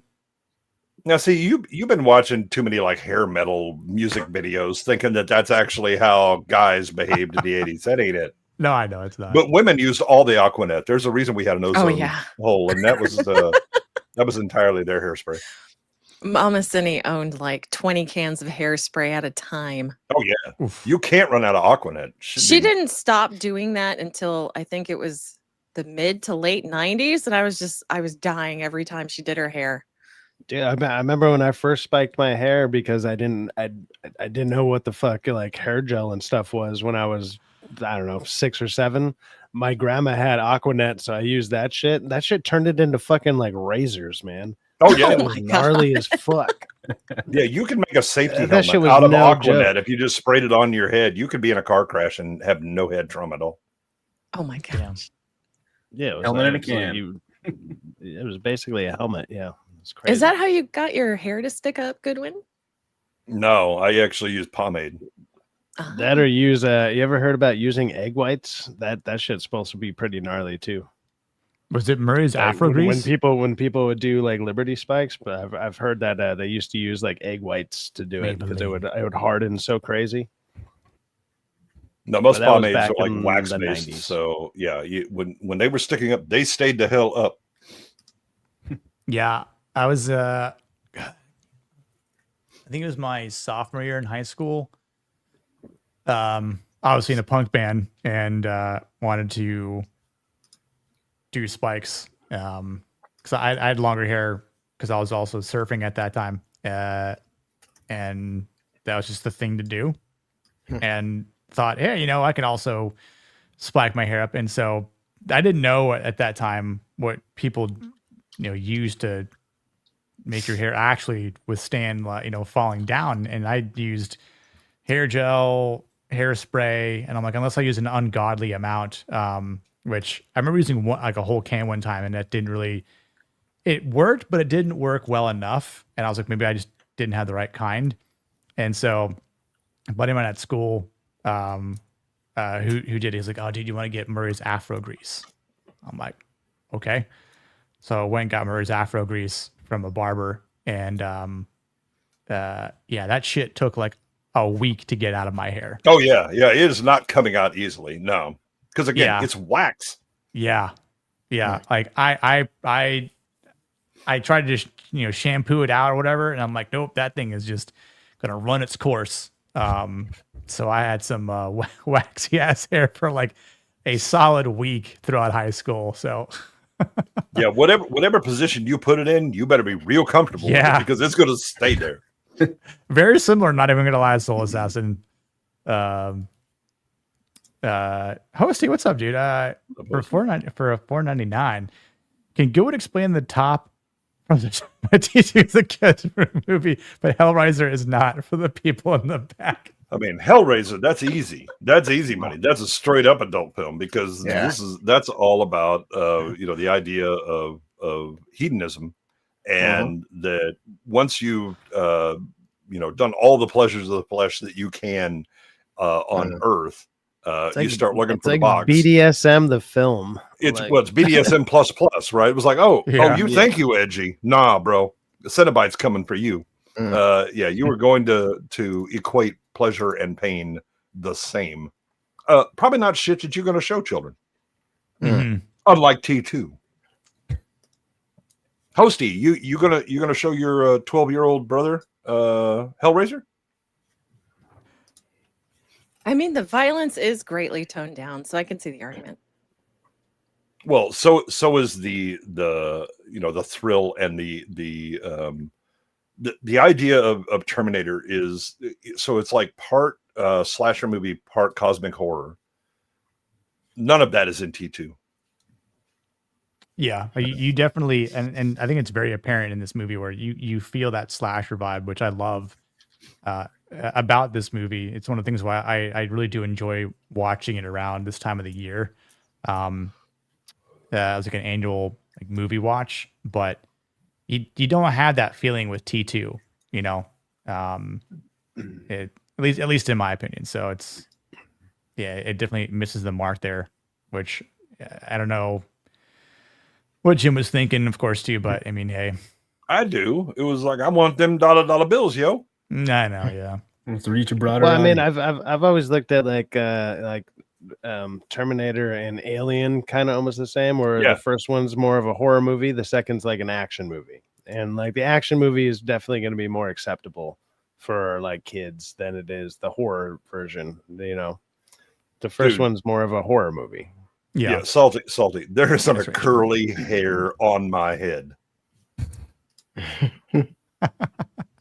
Yeah, Rachel, I there's a lot of like horror or rated R movies I saw at a young age. I think I was like 11 or 12 when I saw The Exorcist, the original one. Same thing. I was probably around the same age when I saw T2. Ironically, I saw T2 as a kid before I saw this movie.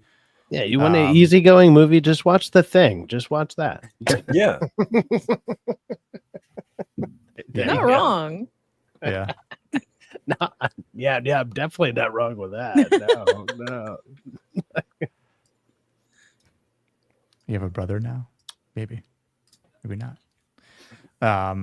Legend has it that Cameron pitched Aliens by writing Alien on a whiteboard, then adding a dollar sign to the end. Yep, Aliens. I could see that.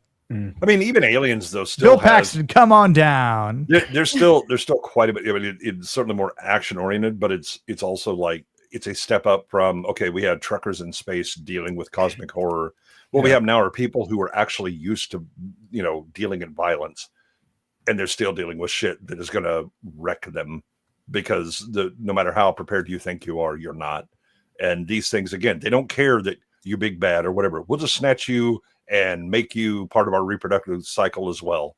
It's a better done action movie than T2 by far, by a good margin. I could give you that, for sure. But they kind of have the same idea where it's like the first one started as more of definitely a horror style movie, and the second one leaned way more into the action. Yeah, you lose some of the cosmic horror in Aliens. There's none of it in T2. Yeah, because one of the themes of this movie that we tend to forget is not only is Arnold as the Terminator, this relentless thing that again you can't bargain with it. You can't. It doesn't care. There's no compassion, no morality, no anything. Right. It is a again the kind of thing will just come after you and kill you for things you haven't done. Right. Doesn't matter if you're a good person, bad person, or whatever. It's here to kill you. The end. But also the Terminator represents fate, right? Dark fate? Well, not dark fate, but we don't talk about dark fate. Dark fate resembles what happens when retards get in charge. But it's the idea of fate that you're, you know, the everything that's happening now will cause this thing in the future. Yeah. And do you have the ability to resist fate? Even if it looks like it will conquer you in the end, which is part of the masculinity of this movie. You know, that Reese, you know, he knows certain things. He probably has a good enough suspicion, especially after he bangs Sarah, to realize, you know what? I remember that John's dad dies before the war. Oh shit, that might be me, right? But he still goes out like a Chad. You know, and again, it's the you fight for the future, even if you believe that the future may be destined, right? That there are so many forces in play that what you do may not affect it, but you try anyway. Yeah, right? I mean, the idea of like the future coming back to fuck with you. I mean, that's the ultimate cosmic horror. It's literally the future has showed up and said, you know what? We don't like you. We're going to go ahead and get rid of you. Hold the fuck up. What have I done? Yeah. It's not what you've done. It's what you're going to do. Right. Yeah. I mean, she's dead right here. If it's not for Kyle, right? Like he saves her from a very certain death by pumping his back full of lead and knocking him on his ass. You know, I mean, which is just from a movie standpoint, like this unstoppable force is just put on its back the first time. But you're like, oh, never mind, it moves. So, and it gets up all creepily and whatnot. But he doesn't stop, right? Because Kyle knows exactly what he's up against here. He knows that this thing isn't going to be defeated so easily. I mean, he's got to do everything he can to be nimble, to maneuver around a bar, to get his to land all of his shots. You know, while still trying to save Sarah, while the crowd is, you know, trampling over her. I mean, yeah, this poor girl that dies on top of Sarah obviously took a bullet for her, unwillingly, right here, of course. But again, this is another spot where I would say maybe a little plot convenience where Arnold kind of took his time to maybe make an argument for it to reload magazines. Yeah, right. And so then it's like, oh, it's enough time for Kyle to just go boom. You know, again, love that scene of just getting blasted through the. Also, do you think it's required? Does Michael Biehn like specify in movie contracts that he has to have an Ithaca Model 37 featherweight for his shotgun? Because he has it in this one and in Aliens. Yeah, I was gonna say it's tied to him. Like, no, I really liked that movie in Jim from Terminator. The Model 37. Yeah, give me the Ithaca. That's mine. I was gonna say he literally tied it to himself. So yeah, like you said. Yep. Let's see if I can play a clip for Yohosti here. I thought I got that one, but yeah. Get out. Yeah, see, that guy listened and he lived. I mean, why wouldn't you listen to a guy that has his face half ripped off and he's bleeding? You're like, oh, that's metal, that's not bone. So right, first of all, you know damn well if that was a white woman in that passenger seat, she'd be asking questions. Not just that, but screaming hysterically. Yeah. Yeah. No. Yeah. Oh gosh. Or she'd be like, you can't do this. You don't have a CDL. I'm gonna tell you, she's gonna be reading the rules and shit, and then blam, we done. This is a one-way street. You can't go down there. Yeah. Yeah. Why do you drive like a crazy person? Exactly. You need to turn right there. Yeah, exactly, Crow. I mean, Sarah will be dead if he didn't have if he had a weaker gauge like this.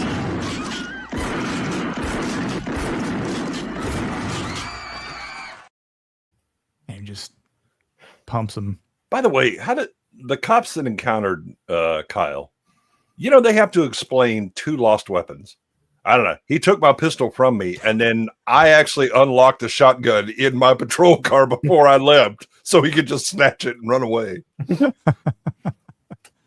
Oh, somebody got I'm something. kind of curious. I'm kind of curious if because of this movie they stopped actually riding with shotguns up there, or if they even did. Because don't they all usually have the bigger guns in their trunks now? So you No, gotta, shotgun was always like it would ride in the center, but there's a lock system for it that you have to unlock to be able to get okay. shotties out. I'm just curious if a movie like this actually changed their mind and they're like, wait a minute, that's probably a bad idea. No, at this time they had that shit locked in. Again, it was like, why is that This was unlocked? the early '80s, so I mean, who knows? No, they had it.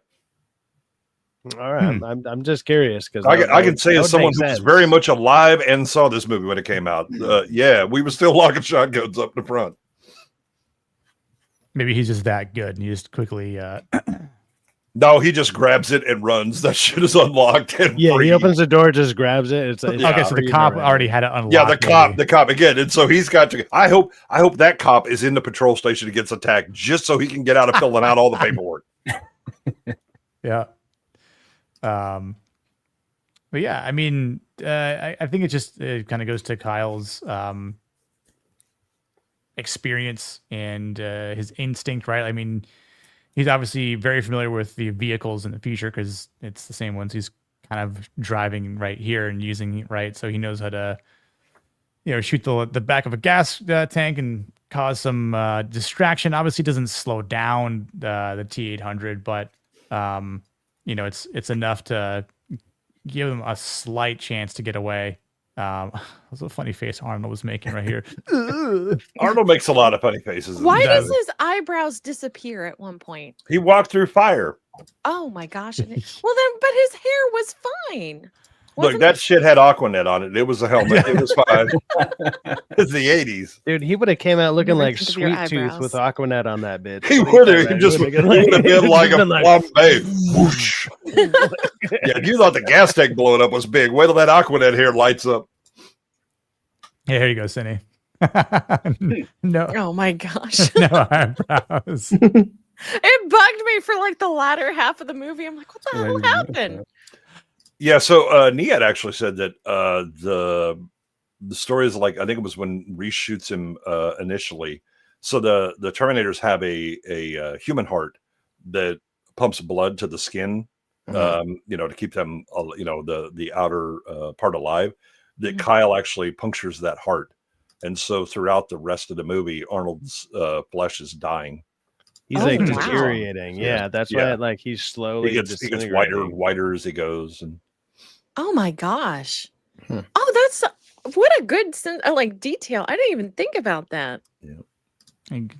Good like writing, right? I mean, for sure. Good detail. Her face here I mean, like, good on Niat for catching that too. I think it's in like some of the trivia. Oh my gosh! When they're talking about the original script and stuff like that. Okay, that's fair actually enough. really cool though. Yeah. That last picture looked a little rough, man. Like that's a bad first date right there. So Like, that pays off too. that or a really good first date. I don't know. She likes Look, he already hit her with the best pickup line ever. Come with me if you want to live.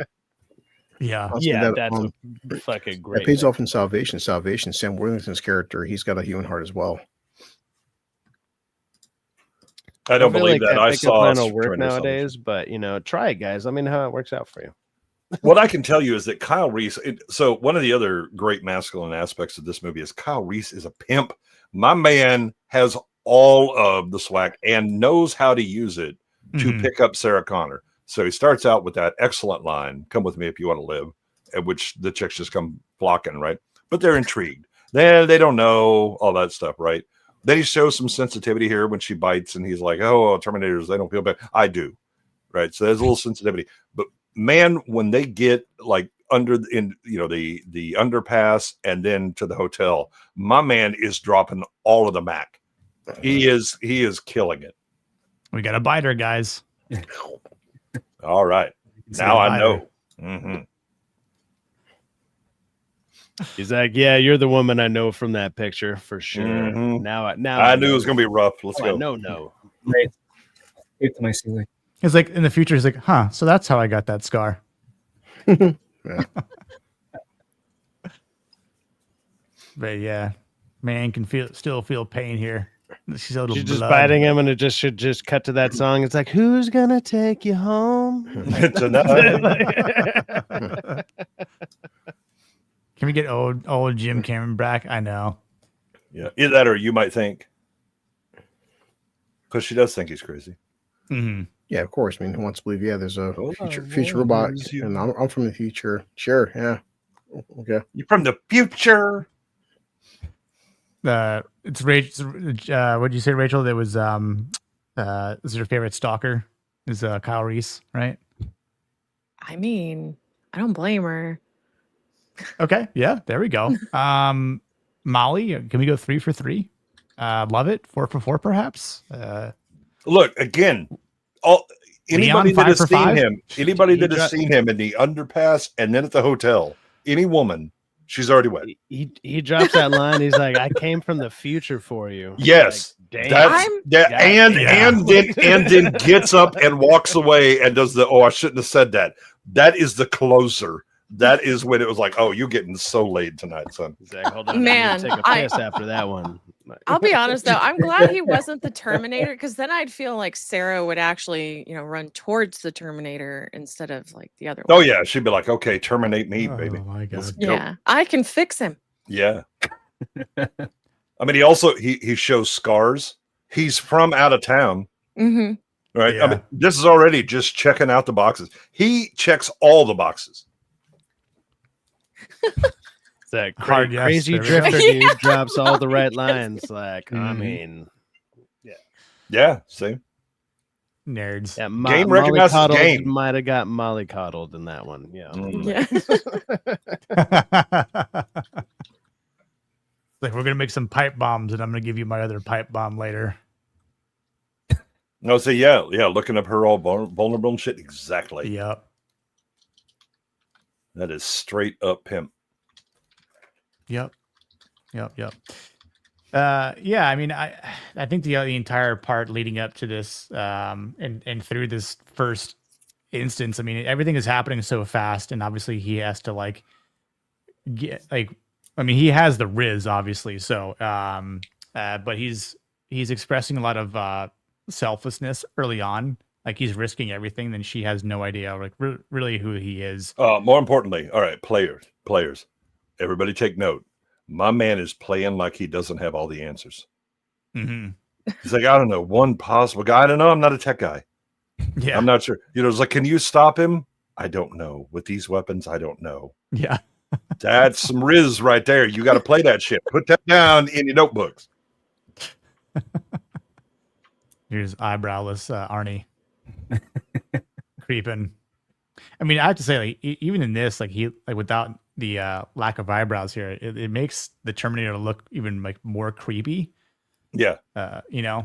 But which is great. Nice little shot. It's a great little detail to burn his eyebrows off. But I would almost make more sense how you guys were saying earlier. Like if some of his hair was also fringed, that would have been a nice little touch. But at the same time, his hair does actually eyebrows change. gone. So if you look early on, it's like I kind of giggled because it was like it's very German. It looks like it's kind of flat, not very thick. It lays flat and looks kind of greased or whatever. Then as he goes, it starts going up and get frizzy, which you could argue is from the fire. It's right when he's like taking out his eyeball. You really notice. Yeah, after he's done, he like checks his hair. Yeah, check my look in the mirror. And it's like, puts on. I got the gargoyles. Yeah. And that's fair. Then you wear that haircut for the next 45 years. Yeah. Yeah. No, Jim. I wear this haircut even till I'm 70. Every time I wear this haircut, it's like I'm coming.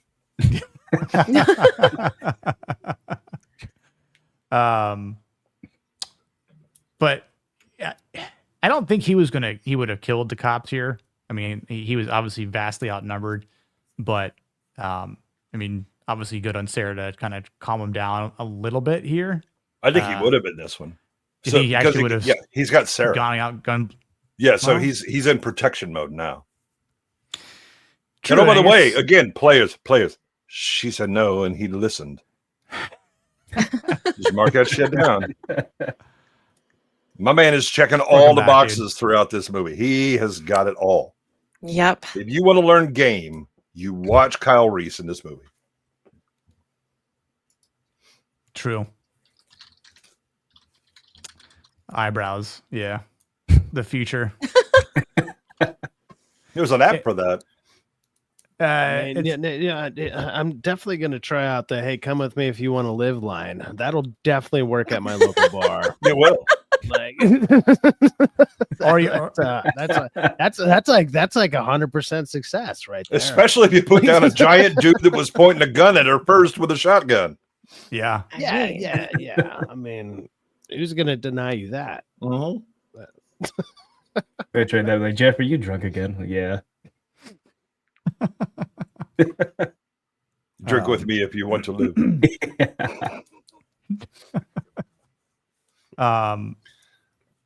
Hey, this second shot will save your life because that first one was poisoned. Let's go.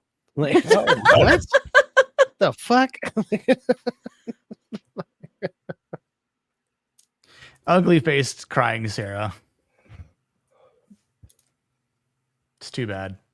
No, yeah, she's really sad that Matt, the guy that makes obscene phone calls, he's not going to be able to call her anymore. Yeah. Also ginger. Yeah, and I mean, obviously, we could think what we want about the doctor for I love this guy, but I love this guy in this movie. I mean, again, he's like the most rational person who walks in. He's like, all right, well, I'm gonna find out, and then he is so impressed with the stories. Like, I mean, most paranoid schizophrenics, they have complex delusions, but this guy, the shit is dead fucking solid. I mean, there are no leaks in the story. Yeah, the fact that he remembers. Yeah, the fact that he remembers so much of everything that Kyle is telling him, it's like he's actually paying attention to literally everything. And he's asking him. He's asking. You can tell he's asking the questions like multiple times because Reese is getting annoyed with. I told you. Is this that? He's like, oh yeah, that's right. Because that's exactly how a police interrogation goes. They will ask you the same shit over and over again in different ways to see if you ever change up your story. Drink with me if you want to live. Yeah. Damn right. Hello, darling. Yeah, and even this guy, White Ed starts talking, and Black Ed's like, "Shut up!" Tells him to shut up, or whatever. Like, I don't know why I laughed at that, but yeah, he's getting kind of just bothered, a little tilted here. Yeah, this is where he's asking like the same question twice, or at least multiple times. But yeah, he is engaged, and the fact that everyone's watching him. Another replay, and he's like, or Sarah asked the question, so is Kyle crazy? And he's like, what is he like? He's a complete loon. In technical terms, he's a loon. He's a loon, yeah. What a great guy. Yeah, I mean, what's interesting is how Kyle Reese, kind of, I don't say rages, but gets loud here. He's agitated. He's frustrated because because the doctor just told him, he's like, well, I'm not the one that makes the decisions. Then why am I talking to you? Right. Yeah. I need to talk to someone else. You're not. Yeah. Where's the chief of police? Right. And again, not to make a compare and contrast to a kids movie, but in T2, Sarah Connor does the same thing. They have on video, and she's freaking out. So, but she not because nearly they as convincing as Kyle. don't believe her either. Yeah, which is kind of funny considering. What's kind of funny is that all these people, all these people experience this in this movie, and so for them to not back her up, it's like, no, we just all disregarded her in the second. Who experiences it? The entire police station. That's gone. All the people. Everybody's dead there. Yeah. And he didn't see Arnie come in. Yes, he goes and kills everybody. Oh, okay. He's walking out right as Arnold's walking I thought like one or two of them survived. My bad. I didn't catch that then. No, he's wiping everybody out. That was a full clear. Yeah, right here. See, he's looking down at his pager, I think it was, right? And Arnold's right walking in. Mrs. Arnold walking in. Just, now they do have video footage of Arnold wrecking shop, but they don't know he's the Terminator. All they know is that some guy came in with an AR-18 and just began to start emptying it. Yeah. I'm a friend of Sarah Connor's. Can I see her now? No, she's on paperwork. But yeah, obviously one of the famous lines. I shall return. Yeah. What was it? I will be back. Yes. It's like, no, it's I may or may not be back. It depends on if you validate parking. There's a possibility if I will be back in a matter of seconds. But yeah, this guy's dead. Suddenly Plymouth. Yep. This guy gets his coffee, just spill it to the ground. Look, that's fine because we know that this coffee's shit. They've already discussed it. In the 2 hour old cold coffee, right? Yeah. So, I mean, Ed probably put his cigarette out in it. Yeah. Mm-hmm. It's like, I need a cigarette. It's an unopened pack of cigarettes. He already has one lit in his left hand. Yeah. I love that.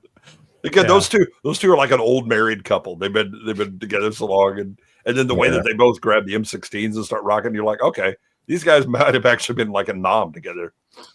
Yeah, I mean it, and again, I think for everyone that's in here, you know, they all got smoked, right? But for Ed and Ed, they're realizing, okay, we need some actual firepower here. So we hear automatic weapons. How about we get some of our own? Yeah, we have those in the locker, so let's go ahead and open this. Like, oh great, the lights are out. Reese is like, yeah, I'm getting out of here. You're not watching me. So remember, Ed told this guy, watch that guy. Watch that guy. Didn't watch him. Nah. Wait, so do you think he's alive? No. Or did he get back up and get shot? You know, Terminator walked through and just been like, nah, bitch, you out. I detect the heartbeat. Yeah, something like that, maybe. But or he just remained quiet because he didn't want to have to explain himself. That was 2 days from retirement. Damn it. Yeah, that's always how it goes, right? With the baby on the way. Sucks. Yep, here we go. Firepower. But I think in this instance for Kyle again, like he knows he's seen Terminators come in, right? That's why the guard dogs. Poor Ed here went out like a boss though. Then Ed. And then Ed comes over and says Ed, and then comes out and he's like, "Nah, I'm gonna give you some of this." Yeah, he gets killed, but Kyle to the rescue.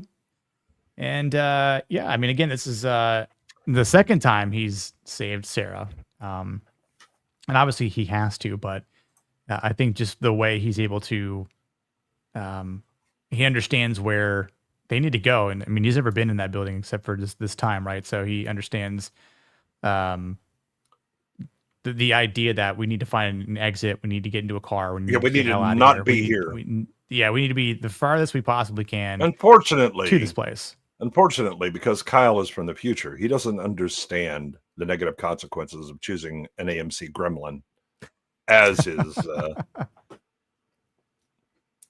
oh, by the way, that Gremlin shows up again. Even though they pushed it off the road, it is somehow back on the streets when the semi runs over it.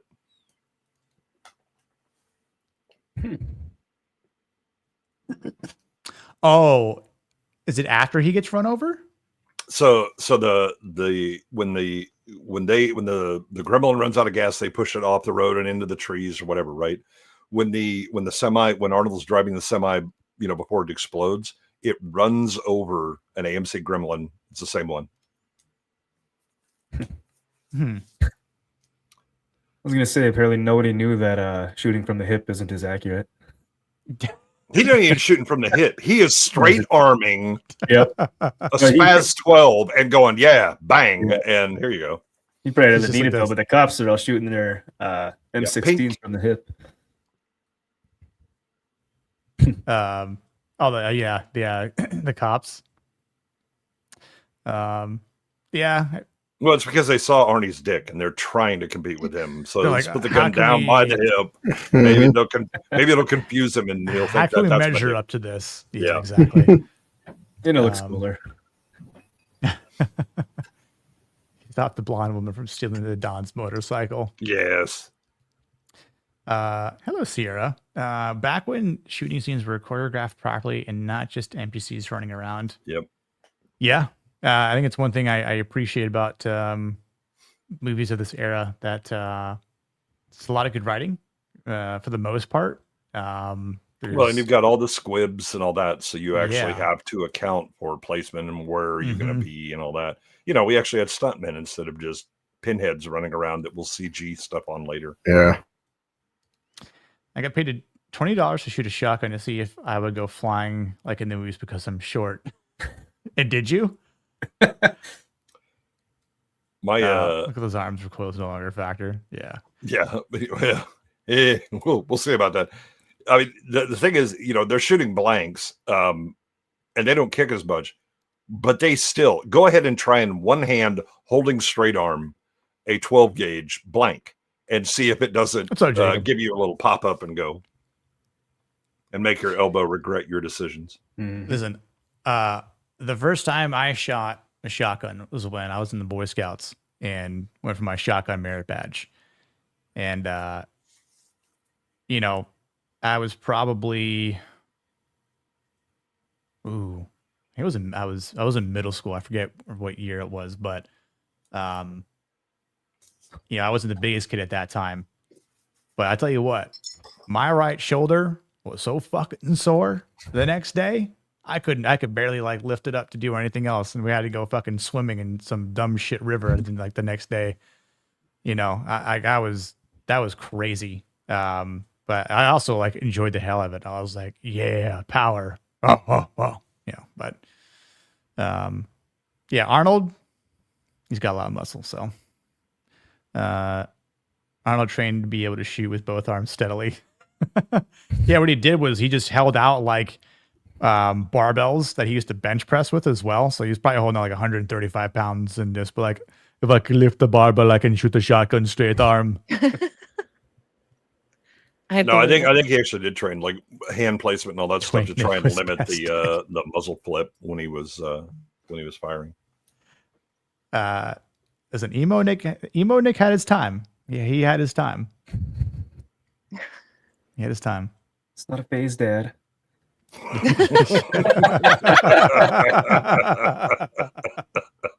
There are reasons why those things should stay dead, you know. Yeah, there's a lot of thank God it was a phase. Yeah.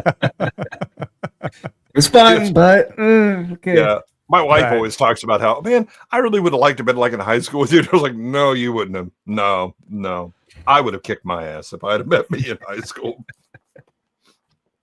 No, but the guy in the range had to put his hand on my back, which did make me lean back a bit. I shot it from my hip too in boot camp, and almost went flying out of my hands. Oh no! Shooting from the hips like the worst place to shoot it.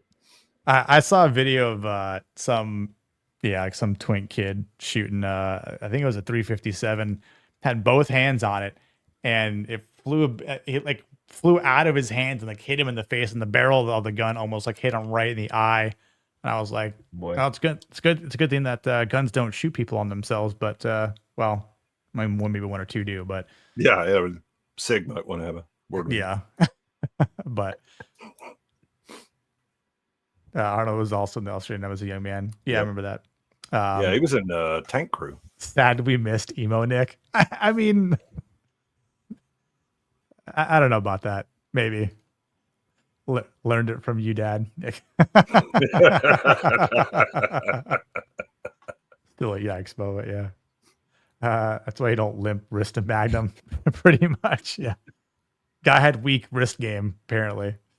Was he shooting it like the old British style, or like Han Solo from Star Wars, where he's like doing the bent wrist and the elbow? And oh god, I'd have to try and find it again. But I mean, I've seen plenty of guys give themselves scope eye. I think he just had it straight out like this. I've also seen somebody with a 45 imprint their forehead with the rear sights. Yeah, that's kind of almost what happened. But it flew out of his hand, so it kind of just like did one of these like. Huh. Well, I'll try and find the video if I can find it. I'll post it. But so yeah, a little cold. Sarah Connor needs some warmth from Mr. Kyle Reese. All right, everybody now, players, take note. Yeah, give your sad story about your upbringing. And this kind of reminded me how women just love to get men to speak about their vulnerabilities and try to get them to talk. It's like, about what? I'm like, exactly my point. I was like, what else are we going to talk about? I have nothing to talk about. Yeah.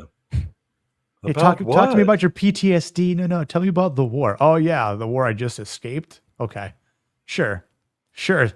No, it's okay. Like, it's a plan. What is it like where you come from? Okay, now so again, he's already exotic because he's from somewhere else, somewhere else too. Now he's gonna give the sad story about other, but it's not like but he's like, no, I'm good. It's fine. She's all traumatized, but he's like, no, I'm fine. I can carry the load. She wants to see if he's fixable. Exactly. Well, not only that, but you got to pull it in. Oh, he should be fixed. Then I'm the one to do it. Yes. Look at that sad life he's had. I can change. I can be the bright light in his life. Oh yeah. See, my man is just laying out the crumbs. Go ahead, follow me in. Oh, that whole line of the "I love you," I was like, "Damn, that dropped a panty." Mm-hmm. Oh yeah, I mean, you could tell like her eyes are going back and forth, like just like she wants to bang real hard right now. Oh yeah, her ovaries just exploded. But my man knows, we ain't sealed the deal yet. I'm going to make sure that I get the full. Oh, she's going to throw it all out. Let's go. She went from not an ovulation to full ovulation right there. Mm-hmm. Oh yeah. Mm-hmm. I mean, he's only going to get one shot at this. Might as well make it count. Yeah. She's like, wait, how do you guys fuck in the future? I want to find out. Yeah. Don't worry. He will seal the deal in the hotel when he admits he ain't ever been with another woman before. And she's like, oh shit. Challenge accepted. Let's go. That's wait. So she took his virginity from him, huh? Yeah. Well, you figure, since the war started before he was born, that's what he told her. Well, yeah, that's true. She took his kid player. from her. Or she took his kid. Like he was probably thinking like, might as well bang up his chicks from the future since I'm not coming back. But see, my man was yeah. We learned the map and all that shit. But here's the Mac. Because you're going to have to get her knocked up. So you're going to have to massage them ovaries, get everything flowing. You're only getting one shot at this. Mm-hmm. And my man makes it from downtown. Yeah. Yeah. I mean, I do enjoy the sort of flashback scene here. But yeah, this is the point where he's writing something real quick, like Dr. Scribble, whatever it was. Yeah, check in, check out per patrol. And yeah, the kiddos that he kind of jokes around with. And again, this is all coming from his stories, so of course he's talking about, no, I'm good with kids. Yeah, because he's my player. Yep. No, I play well with kids. Look after. Oh them. yeah, I like the kids. You got to keep after them and this and that, whatever. Yeah. Again, them ovaries. We eat rat burgers here in the future. Not sure if you heard, but they're not bad. It's no Taco Bell, but what he's doing is compare and contrast. Yeah, I go out on patrol against hunter killer. Now we do have other people. They're valuable, like hunting rats, right, for food or whatever. But he ain't one of them. Mm-hmm. But he ain't bragging. We're all equal. Yeah. He knows damn well which one is getting her interest. Yeah. Does he realize it's a $4 photograph? Probably not, but we do. Hey, that was a bargain. She got it down for $5. That's true. Yeah. Good hustle there from that kid. Oh, very good hustle. Obviously, the saddest part, it's not masculine whatsoever. The doggo's getting. Oops, sorry for that bright light there. The doggo's getting killed. It's probably the saddest part. You hear him barking, then you don't. Nope, we hear him whimper when he shoots him. Yeah. Oh, Bobby said something interesting. That picture proves it's a closed loop. Yep. Well, T2 was made, so because the kids needed a version of this movie for them. I mean, Yeah, this is what kids let your father do the work. I do like these scenes though. I mean, obviously, like, it's not just for the looks of them, but it's also, I think, the importance of just knowing more about what Kyle Reese has had to live through. Yeah, it's a constant threat. Constant, exactly. Yeah, and that he's been masculine his entire life. I feel like, Well, it's very interesting in a movie like this because it's a flashback, but it's a future flashback, which is kind of different than we're normally used to. Like I always found that kind of interesting. It's like, no, this is actually the future, but it's a flashback for him, which I thought was kind of cool, especially for like something that's an 80s movie. It's like, what an interesting concept going on there. Molly, what? Talk milk farm to me? No. Oh no! Oh God! No! Don't do that! Don't do that! Joke to Peepers. No bulls were harmed in this movie. Stop. No, she said, "Please don't, Peeps." I'm all talk, and I'm like, "Oh no!" I'm now pretty sure she's it's gonna get some. minotaurs, but yeah, don't do it. Oh, I see it. Oh, geez. Yeah. So now she is doomed. She has doomed herself. That can of Terminator worms. So you're saying why Kyle died because he wasn't at his A game post nut? I mean, that's part of it. Yeah. Yeah. That's true. Well, my man carrying his life savings between his legs right now. He couldn't run that. What is it? 40 under 6 or whatever they call it. Like, right. He just I'm known by many names. Yeah, it doesn't lift him all the way up. It's like, but imagine if that was still in as a future Terminator. That'd have been funny. That's like a cameo. You didn't know it was him, but it actually was him. I think it was Franco Columbo. Yeah, I think it is. Yeah. Yeah. Oh, good old Franco. R.I.P. Mm-hmm. Yeah, Arnold said that because it was a favor for a friend.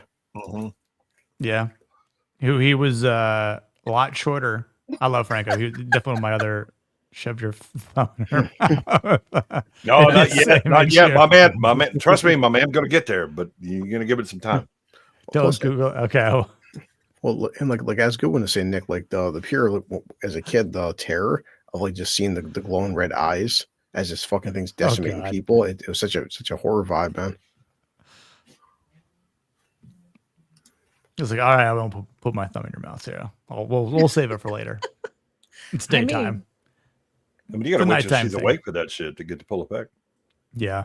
Okay. Mom's cabin. Here's a bit of a writing faux pas in this movie. So when they tell Sarah to lay down on the couch, they tell her that her mom is coming down from Big Bear. Yep. How the hell's she home now? Oh, that's such a good question. Maybe she got called to stay back. Oh, I'm sorry. The police station your daughter was in just got shot the hell up. Why don't you go back home and wait? Hell no, that ain't happening. That bitch is going to be on the scene, Karening the hell out of everything. Where is my baby? Maybe get fucking snowed in. It's a Big Bear. Mm-hmm. I mean, if you want an answer, that might be it. We tried to leave. We got snowed in. Rose got she's a woman. Took her 5-10 hours to get ready. By that time, it was like, no, it's fine.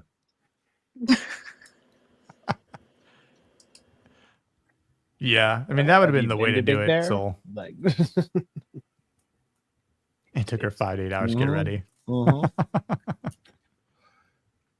She has those nasty homeless guy pants on. I know. I mean, that's the level of game my boy has. Yep. Yeah. I mean, he probably showered. Maybe he's like, it's fine. I didn't shit these pants. They were the other guy shit them. So you want to wear my pre-shit pants? Yeah. I mean, nowadays those would go for like $300. Oh yeah. Oh yeah. Oh, she's ready to wash them. If it was a Twitch thought that did it, I mean, add a 0. You act like anyone that works or like streams through Twitch has a thought, but okay. No, thirsty ho. I understand. I get it. Also, I'm surprised that you think anybody on Twitch wears pants. Yeah. Wait, you guys are wearing pants? You might have me. That's why I stand on my desk. I don't wear pants when I stream. I always stream naked. That's why Goodwin has his camera off. Yeah, naked, no pants. Yeah, I mean, I tried it Just on, but due to just popular demand, nah. There's just a buck and under Nick. I mean, he's been shitting the whole time. It's crazy. That's why I move around a bit. I'm just sort of like, Yeah, making yeah. sure kind of, He's trying to air dry shit afterwards. Yeah, Oh gosh, I appreciate pants. New one, new at Kmart. Yeah, thirsty. I think JCPenney's was selling that when they did the grunge collection for 1 year before that that fad went away. There's a reason why Nick never stands up. There's a reason he never sits down.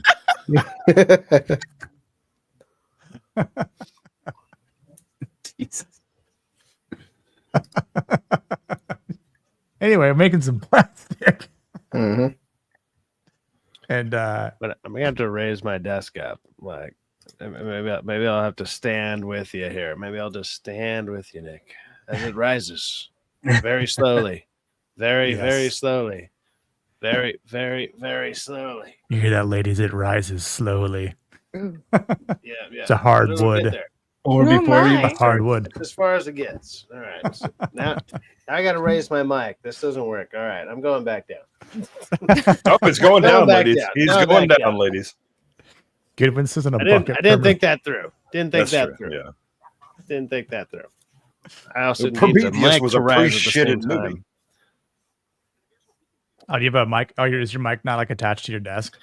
No, actually, it's attached to like a proper mic stand, like when you sing okay. live and stuff. I have it yeah. attached to one of those. Yeah, Nice. it's because I'm a musician. I've been playing guitar for like 20 years, so my extra mic stand was an actual mic stand, and that's what I use. So. Dude, that's when I was doing a podcast. That's what I used. It's like makes sense. Yeah, I should get one now that I'm actually making money again. Like that might actually be helpful, but whatever.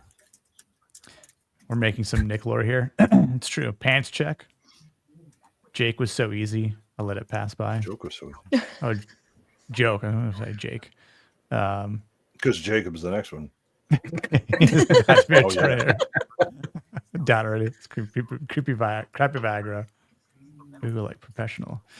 Yeah, I think it's interesting here how he's like gentle, and then meanwhile he's just like kind of squeezing it hard, like But oh my, he's again show off the muscles a little bit. Okay, Yeah. you're flex, but nothing obvious. You don't tighten it a little you don't bit like like this, grab Sarah. Pepsi and flex as you're lifting it up or anything. No, it's okay. I'm just I'm doing a thing. Yeah.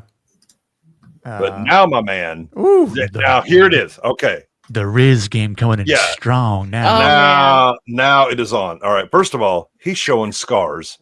Yep. That's Chicks already dig scars. Go ahead, check that off the list hard. Right. Yeah. Now he's about to hit her with some lines. He's looking out the window, right? Like I'm being the Yeah. I'm trying to be distant. I'm not that interested, which is only going to build the interest in her. Mm-hmm. But then, when he's talking to her, he is making eye contact and holding it hard. oh yeah. Yep. And then she goes in for the physical touch. And he's no, baby, that wasn't what this was about. Yeah. No, because then he gets up and does the walk away after dropping that "I love you" line. Exactly. And Across it's like, time, I've oh, loved you, yeah. up to this and that, whatever. And then you get up and leave. Yeah, That's that exactly was- how she do it. said- And she then he said says, it. I shouldn't have said that. Yeah. It's like Maximum that risk. Dracula line. It's like I've crossed oceans of time to find you. Yeah, or but he looked whatever. like a It's simp in almost that like one. that. Yeah, but Yeah. Dracula's like a simp on this one. This one is like, I said it, and he's like, oh, shit. I'm going to get up. I'm going to act like I didn't actually mean to say it. I shouldn't have said that. He Whoops, tells her my that. bad. I didn't mean to That's drop when like a very it's in. hard line. My bad. No, man, game recognizes game. Oh, it's all game. It's all game. He knows what he's doing. When I see that game, man, I'll be like, oh, there's a master at work. Take He's notes. reeling her in right here. Oh, yeah. Because he gets up Like, with the gun it'd still be in really hand. terrible if we slept together right now. That would be awful. Oh, Yeah. that would be so Yeah. bad. For Yeah, I everything shouldn't that have I'm did. trying Oh, to I'm do. sorry. Yeah.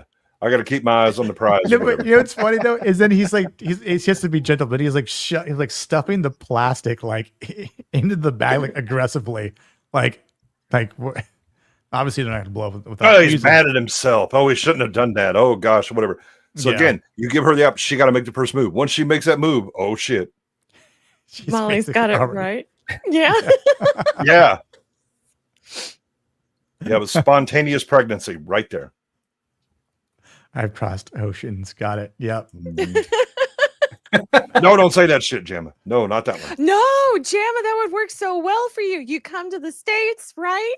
You say that to a lady here. Oh, their ovaries would just explode. I promise. Yeah, Jamma's, Then you end up like the Proclaimers with I would walk 500 miles and I would walk 500 miles. It was like, get a car.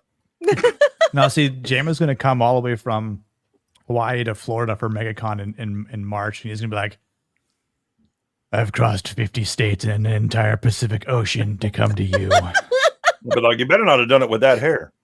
Oh man, he would get so many ladies. And nerdy ladies as well at Yeah. It's like 2, but yeah, hey, that's better than the 0 right now. Or men. We don't want to judge Jamma and which gender he or she may be right now. He's riddled with tumors. I mean, look, all he has to do is make sure that his junk works, Enzo, right? Like, he's got my one man's got shot. some lead-lined underwear. Yeah.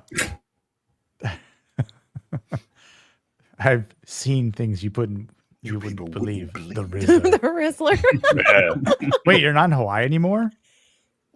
He's You're in Australia? I'm just kidding. No. Where are you now? He's giving her visual representation of what he would do to her when he slams those explosives. That's right. into the That's bag. right. Yeah. He's stuffing that bag. Yep. My record speaks for myself. Yep. Shouldn't have said those things. That's right. But here it is. Now he knows. Oh, he getting all of it. She giving all of it up. Yep. Against the fridge. Again, there are things that are shown here. There's a lot of chest, a decent amount of chest. There's a small chest that's shown a lot. Oh yeah. I meant his. Oh, his. Okay. His. Yeah. Yeah. For the ladies, that is. Yeah. But yeah, they get it on, and you know what's interesting? It's after this that I think that's the only time he actually smiles is when like she like fakes to throw the bag at him. Yep. He genuinely smiles. I'm like, my man's head over heels for this woman. He's setting up round 2. Yeah, he's like, when we get out of here, we're going for seconds. Or however many times they actually did it that night. But, you know. All right. You know, the first time lasted about 8 seconds because this is his first time. Yeah. Wow. We don't know that. I mean, I thought of that. No. Could have been a while. I mean, yeah, but even then, he would still just be like, I don't know. I'm not going to really. Yeah, exactly. This man has never had sex in his life. He spent years studying her picture, though. Yeah. I mean, yeah, but once. That's why he got the pre-polluted pants. Thing. Oh my You goodness. can blame it on the last guy. Yeah. Like, I don't know what this guy was doing. He must have come in these pants. It's terrible. That wasn't me, baby. No. Why are these pants already crusty? That might be why. That may be why Kyle already has his shirt off. He went and jerked one off so he wouldn't just blow it immediately. Yeah. Oh my goodness. It's all about preparing for the battle space, man.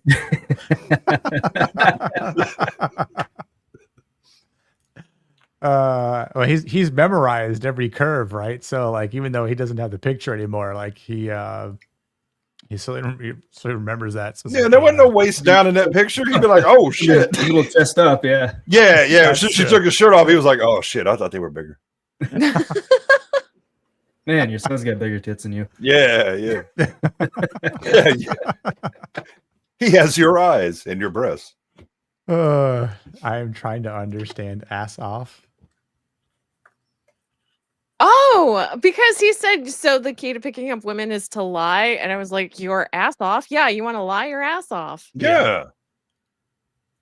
The truth may set you free, but it will not get you laid.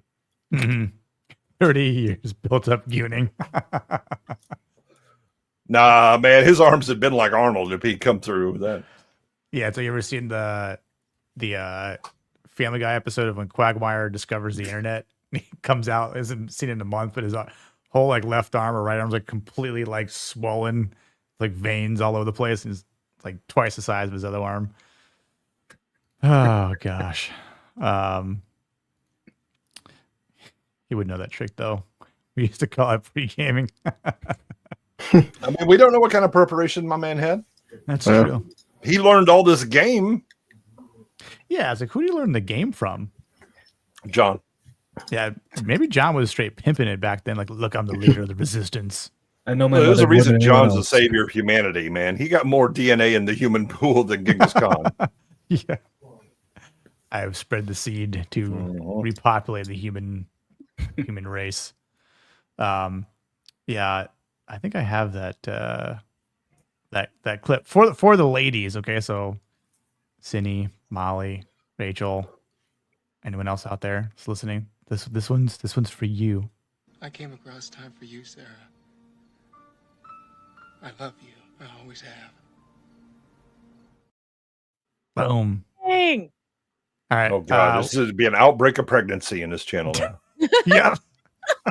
I'm surprised Reese here wasn't just surprised when he goes to throw off his pants that he didn't just stand up on his own because it was from a homeless dude, you know? Like, that shit is just fucking rank.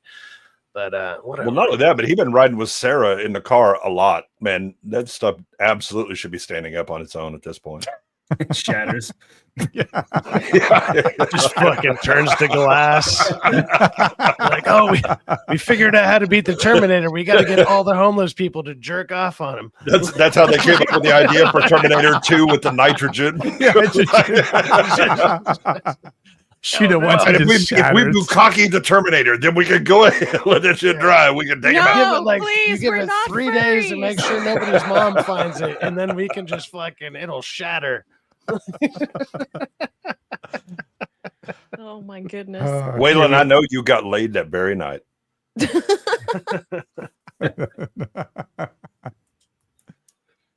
Oh gosh. Nah, he's still figuring out what those 3 shells are about. Yeah, what's up with these 3 shells? 3 shells. Yeah, here's the one time he smiles in the entire movie, right here. It's probably because he just finally used toilet paper. No, it's because he after 30 years he finally bust a nut. He's like, all right. Now I feel so much like, better. now I feel like Goku. I can fly. Yeah. Either that or like all those dirty jokes he heard throughout his life suddenly hit him all at once because they make sense. Yeah. Red Bull ain't the only thing that gave me wings last night. The face you make when you know you saved the human race. Yeah. Yeah. Just got laid, gonna die now. Yeah. Look, at least it keeps him out of child support and all that shit. Come on. Yeah. Yeah. The hell's fuck is up? Say, don't worry, you'll know what to do. I won't be here, but you'll figure it out. Yeah, I gotta go get some cigarettes. He's like, I'm gonna go get some milk. Just never comes back. Yeah. Oh man, Jacob, man, as long as you lie well enough, she's gonna believe whatever she wants to believe. Oh man. Oh, that dog didn't die this time, which is nice. Do you imagine how bad it is in the future where you got to time travel back in time just to get laid? That's terrible. I mean, this is because the woman you try to get laid tries to throw a bomb and gets her ass blown the hell up. Yeah, the game, you're like, hey, let's go out on this mission by ourselves. We can. It's all right. Yeah, we get a look up. No, man, I know no. a spot. I know a spot that Don't flash the light while they can got see. this. Oh, Hey, any chance you want to have sex before we do this? No, we can do it after. You just watch her explode. Like, yeah. again? This happens every week. That's why in the tunnel scene, he 30 like, years of this he, shit. He like kind of like just like watches. He like walks with his head down low. He sits and is like, damn, so close to getting so laid. close. God, I could have got it. That's actually what he had to fill in on that little chart. It was like his new high score. Okay, that's 58 women that I haven't had sex with, but blew it before I could. Yeah, it's like he's one of those, like, in the future, dudes just have a list of women they haven't had sex with. Like it's just an crossing them embarrassment off list. the Like, list as it goes. man, All right, well, Sally they're off the they're list all now. dead. Sorry about that. Yeah, my son beat me to all the women around here. So now I guess they would pay, well, if John beat him to all the women, they could become Eskimo brothers. I don't know how that would work. Ew. Eskimo father sons. Man, All of nobody a wants sudden, sloppy all of a sudden, seconds. yeah, Genesis would have been a way different movie. It would have just been a bunch of retards fighting people. Wait, that was Genesis. It's like, why are they all here? It's like, you know why. That was Terminator Fucking Genesis. Mongoloid. That was all retards fighting each other. Saving humanity one nut at a time. Yeah. Oh, no. Gosh. It's terrible.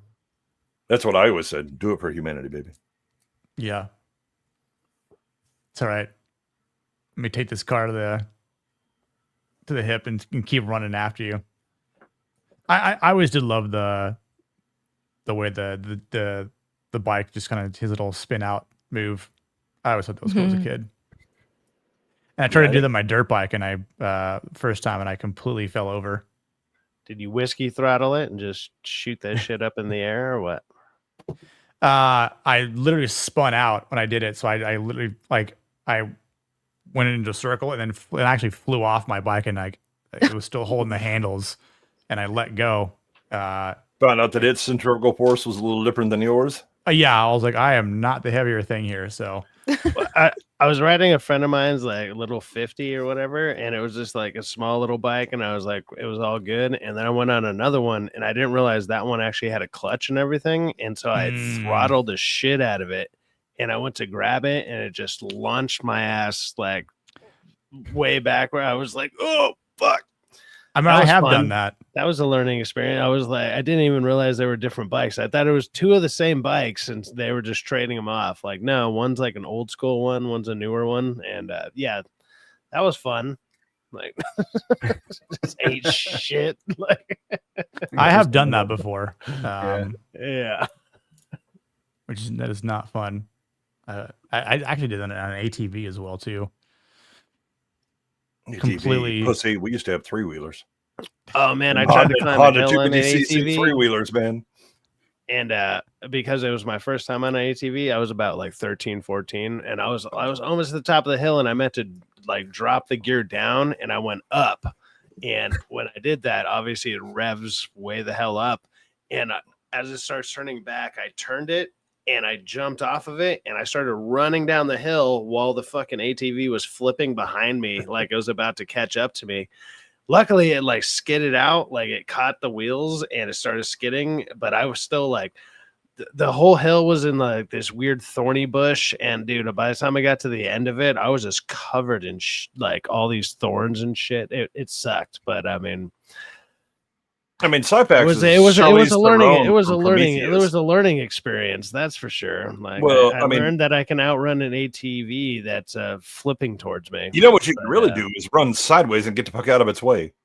No, I should have definitely done that, but it was like 2 feet. You go to Charlize Theron. It was I like understand. 2 It's feet. I was just Prometheus. like, you running behind the like, giant, rolling ship instead of going, I should just take a right. Well, it was like one. It was like so it was like a divot in the hill. So there was so much. Like I would have had to run up and over like a little hill, like type of deal. And I wasn't feeling it.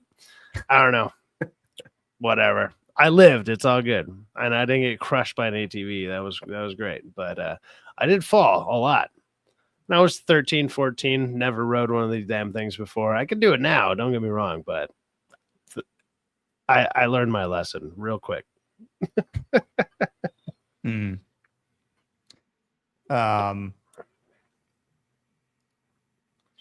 Yeah, poor Kyle Reese gets shot here, and which you don't see any blood here, ironically. Does he get shot or does he get concussed from the? Or is it concussed? I forget what it was. Because I think he gets wounded. I want to say it was from a.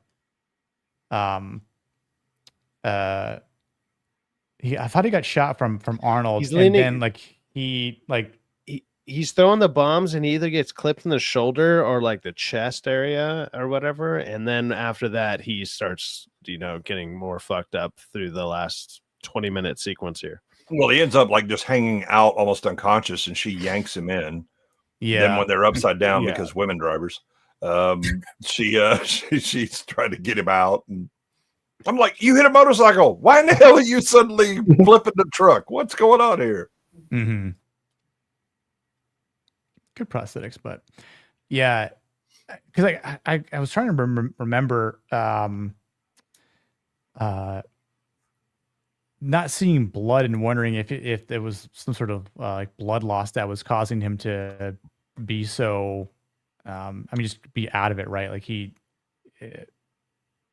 couldn't really do much, obviously in pain, but I did wonder if like the last pipe bomb that he threw, It like blows up next to the truck. yeah, it was really That's what I was close to saying. It was him. like the concussion that So, like, actually maybe he got stuns him up bad. Yeah, so maybe he was like nicked, and maybe there wasn't a lot of blood, but because of the pipe bomb, Yeah. concussed him even more to that point. But I mean, he still knows how to, run a bit, and yeah, I think this is when he starts looking a lot paler. Although it doesn't really matter after this point, I guess, right? Because his all of the he about to get tissues real shiny. Mm-hmm. And now we actually get Our miniature blowing up. Yeah. Yeah. I mean, the compositing of like her on, the compositing on this movie has some issues because they don't have any money. Really, this is a low budget movie. It's fine for its time, but yeah, when you rewatch it nowadays and stuff, you're like, ooh, you see everything. It's like it's when this you is remember rear it. projection shit, wasn't it, or something? Because you're not matching the lighting or the color on some of this stuff. Or the type of flames that you'd be feeling off of that, because like you've heard about people who've had tankers blow up around them. Like I saw that video, it was just maybe a year ago, where a tanker blew up, and there's a guy like he looks like he's a very good distance away. It blows up and it shatters his screen, like his windshield, from the percussion that actually happens off of it. Yeah. And it was like brutal. The guy was like, "Holy shit!" Like he wasn't expecting it. Like he was videotaping it like with his phone, and his whole windshield shatters. And it's just like, and he's a good, I don't know, maybe he's not super far, but it's far enough away where you wouldn't think that would happen, type of deal. And it was kind of crazy. Yeah, the bigger thing is that both of them get into the factory, and neither of them have a sunburn. From the heat, the IR that's coming off of this thing is going to turn. She like comes around the corner with everything on fire, like she's just leaning against the thing that's on fire, and she's not like sitting there like going against the fire. It's like they didn't tell her to act like, hey, everything's on fire around you, because it's like well, to be fair, there's like some of those scenes she literally is walking through fire, so it's not it's no longer the composited stuff, but it's like the big explosion or the a truck. lot of it had to be some type of practical, but it's like when you watch it, it's like it doesn't look like you're affected by that. Yeah, it's because the only thing burning is like right next to her, not the rest of the truck and all that stuff. Internal bleeding could be that he got nicked. Hey-oh. Ooh. This is like my favorite scene. Just the clay animation. I was so delighted to like see when he started walking. Oh, the stop motion. Yeah, or the stop motion rather. Yeah. And and oh my gosh, it actually made the scene like even cooler. I don't know. Yeah, my wife, because because I'm, even as a kid, I was like doing stop motion stuff or whatever, so I recognized exactly what they were doing here. But my wife said, there's something just like creepy about the movement that makes it scarier, because it's just such an unnatural kind of way of moving versus, if you were doing this CG and made it more realistic. Yeah. Yeah. It's uncanny. Mm-hmm. Yeah, I think that's one of the things I really enjoy about this movie being, a of his time type of deal. Yeah, and I mean, I always enjoy watching this movie. And the around this time camera of was an year. effects guy. Yeah, for sure. But yeah, this is like when you see like the stop motion a lot. It's just so. I mean, like I understand like now it might not look that good to some people, but I mean I think it still looks good for its time. But it definitely makes it look creepier, especially here too when they're trying to shut the door. I mean, obviously you can tell like it's just sort of old time effects, but still like it builds that tension up, and the music that the score is also building up, and I think it's kind of ironic to use robots to distract a robot, you know. I always imagine like the Terminator comes in and he sees all the robots running. He's like, "My brothers, I'm one with you." Yeah. Tell me where the carbon-based life forms are. Yeah. I think my biggest complaint about this So, whole like- scene here was how all the electronic sounds and the sounds that the Terminator is making, just because he doesn't have the skin on anymore. Mm-hmm. Like you'd think there wouldn't be as really any because he just had skin on before and didn't make any sounds. I don't know. Just a nitpick, I suppose. Yeah, I mean they're trying to make it sound more mechanical. I mean, I guess you could say because he has the damaged leg, because he's kind of gimping along, and I think there's some sound when he's coming up to the truck to tell the guy to get out. He's walking and he's dragging his leg after he got hit by the semi. So maybe that. But again, I think most of it is just okay. You now see mechanical thing. We're going to give you the full mechanical sounds, and there you go. Yeah. Skin and fat and flesh is insulating to some degree, but Well, it's like the T-800 is supposed to be like their first iteration of like a humanoid version of it, like or at least as far as we know, right? As far as we know, and then it's like, so it's like, well, if you burn away stuff like the tongue, and the tongue is all destroyed and everything, it's not going to talk right. It's going to sound mechanical. It's not going to be able to vibrate the right noises and stuff. So it kind of makes sense. It's like, okay, it's going to become more and more robotic as it's destroyed more and more.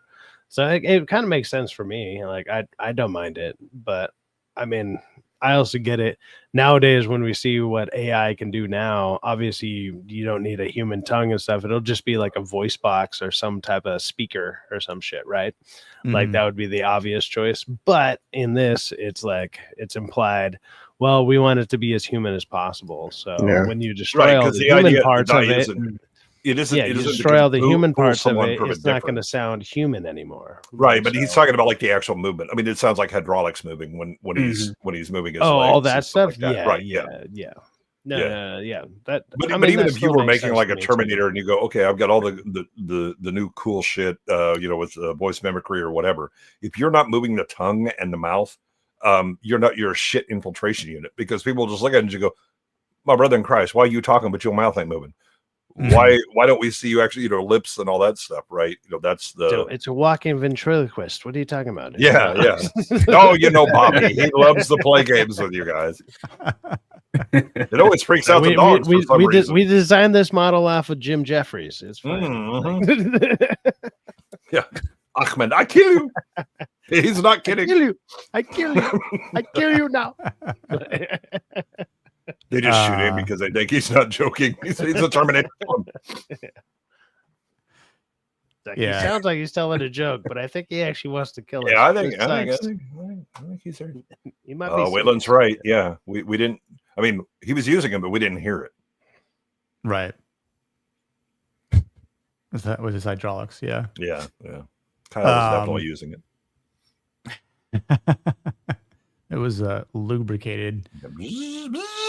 Oh no. Oh gosh, man needed a mechanic and got one from her field dressing. I love the beady eyes though. Yeah, the mechanical irises in them are great.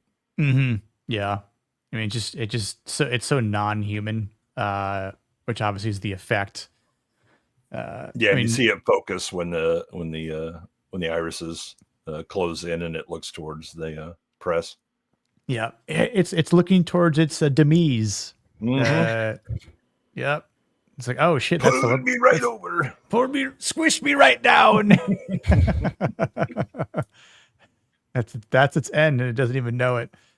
But yeah, I mean, I'd say through all this again, it's just like Reese he knows like this is like he's dying his final anyway. stand. Yeah, like, he's like I'm done. Like I already know that. Like, and I think one of the biggest things too, like about his masculinity, like this is a one-way trip.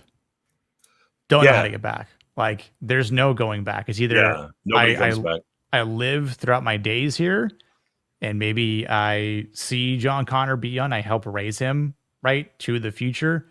Maybe that's a different future that doesn't end up with the one I came from, that John sent me back from. Except that can't happen, because then how does he get back here in the first place? What I think he accepts his fate once he realizes what he's there to do, which is to impregnate John's mom. Like that's like once he realizes that, then he puts everything else together. You know, it doesn't really show him come to that realization, but it's like he knows. It's Well, like, his biggest thing is his dad doesn't make it through this. He doesn't make it this far.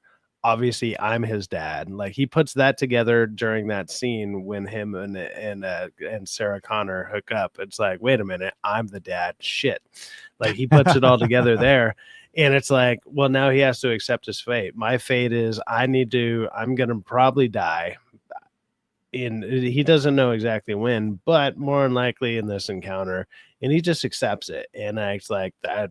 If you want to sit there and talk about masculinity, it's like, hey, I've accepted my fate. I'm going to go out like the person I'm supposed to, and I'm going to continue on the legacy, or I'm going to continue on to help the legacy go on to achieve what needs to be achieved. And that's pretty fucking masculine, you know, if you want to go about with something like that. Yeah, I think more importantly, when he goes there, he knows that it's, you know, that it becomes between, you know, a choice between him and the Terminator. The Terminator has to go down, even if it costs him his life, because his job is to kill the Terminator and save Sarah Connor.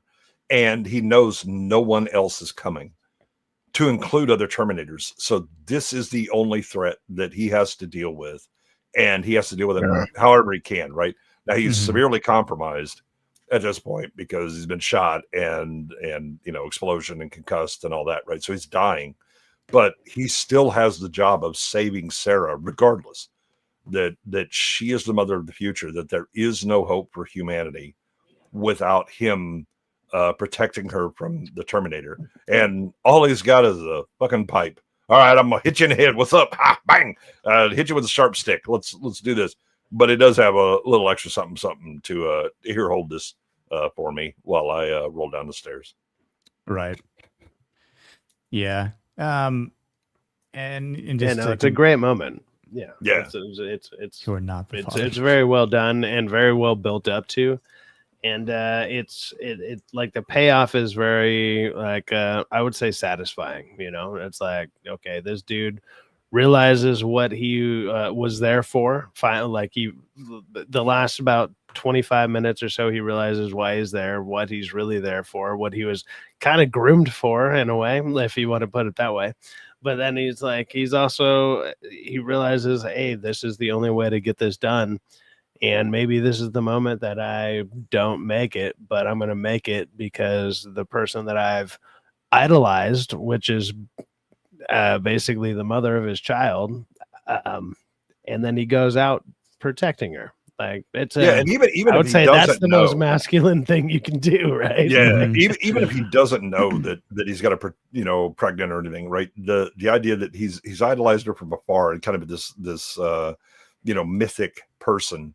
When he actually meets her, and it's when he actually falls in love, and then afterwards is, you know, if he wasn't dedicated before, and he clearly was, he's doubly so now in protecting her no matter what, because again, that's the mission regardless. But I think there's also a benefit to him dying at this point, because it gives Sarah the opportunity to be strong and win on her own, which makes her that much more capable of raising John to have the mentality, right? And oh, by the way, Reese was a hell of a role model for the kind of soldiers you want, right? That when they go out, they are all the way in dedicated. And they're, you know, like anybody in the future is based off basically of John's Kyle. dad, who's actually from the future, who's also, so it's a loop, but at the same time, that's why T2 doesn't exist. That I get where you're going with that. Don't get me wrong, but it's like I still like T2 for what it is for the most part, but yeah, T1 is it's definitely a cut above the rest. Like, it's a self-contained by universe, a large, right? Yeah. The minute you have this paradox, then you're done. anything that happens otherwise is just outside of it, and so it could be in the world. Yeah, it doesn't or work whatever. quite as well. Yeah, not at all. Right, because again, nobody else can go through. How did this motherfucker go through? How did these two motherfuckers go through? Yeah. Yeah. That backhand slap that he got here, it definitely did not aid his passing. I am the pimp now. Yeah. It's like, oh, that's a strong pimp hand. Why don't you hold this for me? Well, I got no fight left in me, so here's a nice little pipe bomb, and we'll roll down these stairs, and nope, not quick enough, and blow up, and that's a little shard in Sarah's leg. But unfortunately, our man met his match, met his fate. I know. The real life John Connor 2029. John Connor is here. Hell yeah. John, what was it like sending back your own father, knowing that he might die? So kind of curious if you could answer that for us. That'd be great. Thank you. Also, why were you involved in that shitty Salvation movie? Because Christian Bale didn't want people trashing his lights. Oh my gosh. Yeah. Now, who remembers when the Family Guy made fun of that about with Peter Griffin being there? That was hilarious. The T-800 has to get to her literally over his dead body. Yeah, it is really creepy, Rachel, how he has to, the T-800 crawls over his dead corpse, It's like, yeah, this guy just blew me up from the torso up, I guess, right? But I'm still functioning. I'm still a machine that I still have a job to do. Can't be terminated unless you find a different method. And this is a little, I think it's a nice little, jump scare here that she, didn't expect whatsoever, and the fact that it, startles the shit out of her. And I mean, again, like great effects. Again, there's just something about the T-800 or the Model 101, the way it looks, the way it's designed. I got to give them props for this, because it definitely looks, terrifying to a certain extent. I mean, there's something about Goodwin. The teeth on the T-800 here, the Model 101. Yeah, they're human, and I've heard that those are the most terrifying teeth of all time, according to Alien Earth. Yeah, it fits here, but so imagine these same teeth on a xenomorph. Yeah. So, what? I don't have to imagine it. I saw it, and fuck that shit. Yeah, Cindy, they used human teeth on the xenomorphs. Yeah, Noah Hawley put human teeth on the xenomorph because he said they're scarier. The xenomorph, one of the scariest boogeymen in all of sci-fi horror. Noah Hawley no better. And you got so he's going to make what you need to look like is latex rubber that I'm going to show in daylight with human teeth. Okay, well you do, Noah. So glad I didn't waste my time Certainly. watching that. Yeah, What's up, BMO? no. Hey, BMO. Hold on. He got her walls. Future is safe. That's right. Yeah. I like Salvation. Like I said, half of it is Half good. of it. Half of it's good. Yeah. That's okay, Jim. I still like you. Based Molly here. Yeah. I gave my human teeth to the tooth fairy. Yeah, did you get money for that? What was your tooth fairy giving you? Like a quarter per tooth, $1 per tooth? Was it different per Man, era? it depended on the economic situation, Right, as to yeah. what tooth fairy would be doing. I don't remember what I got, honestly, but yeah, here's the crawling over to Reese's body. Also, the one thing I want to mention before is when he's down on the ground after he turns on the other machines, and Sarah kind of snaps at him a bit and is like, "That's an order, soldier. Like, get on your feet, Reese." Yes. Like, doesn't call him Kyle. Yeah, calls him Reese. You know, and And Soldier, it just goes to like, the ingrained programming he has, or it's like, skip all of that frontal lobe and just go into the. Yeah. He's like, it's a duty time, knowing I'm on my way out. So one Waylon, last hurrah here. $5. God damn, I've been knocking kids' teeth out and sticking them under the pillow. What the heck? $5 per tooth? That's crazy, dude. I was getting $1 at best. I'm pretty sure my tooth fairy was just taking the teeth and putting it under their own pillow. Kind of an arbitrage situation.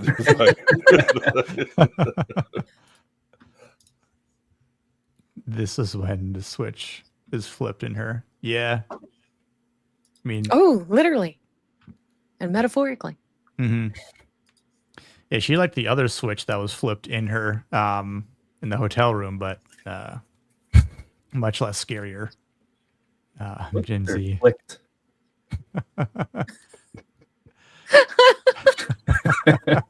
Flicked. Touche. Yep. And he didn't ask for consent. She got to go ahead and terminate him. Yeah. Now listen, the T-800 did travel through time for her as well. Yeah, but it didn't show them cool scars, and no game. No game. But didn't spit hard enough game. Yeah. So again, you can't just walk the walk. You got to be able to talk the talk. Yep. So, and he ended up in a body bag. Yeah. How the hell does she get out of this? What do you mean? How is she in a Jeep like later? She would be arrested and in prison. We have a dead man. We have like exploded truck. We got what the hell is going on in this? We've dropped a pipe bomb in this manufacturing plant. This is white woman privilege right She's connected to an entire precinct being shot up. Yeah. There's a truck that was on fire and blew up outside. Remember? Yeah. Again, we have you on video where a guy walks into the police precinct, and shoots every cop, and you are not there when we show up. What's up? Yeah, not only that, but everybody dead. Yeah, your roommate and her boyfriend's dead. The other your mom's dead. The other two women who have the same name as you are dead. People died at a club called Tech Noir. Those people are dead. There's a lot of dead bodies all tied circling your name. So what's up with that? Now, God, when was hold on, what was the date again? That it's 84 when this is, but is it a month? I forget. It's like March, I think is what the cop says. It's either March or May.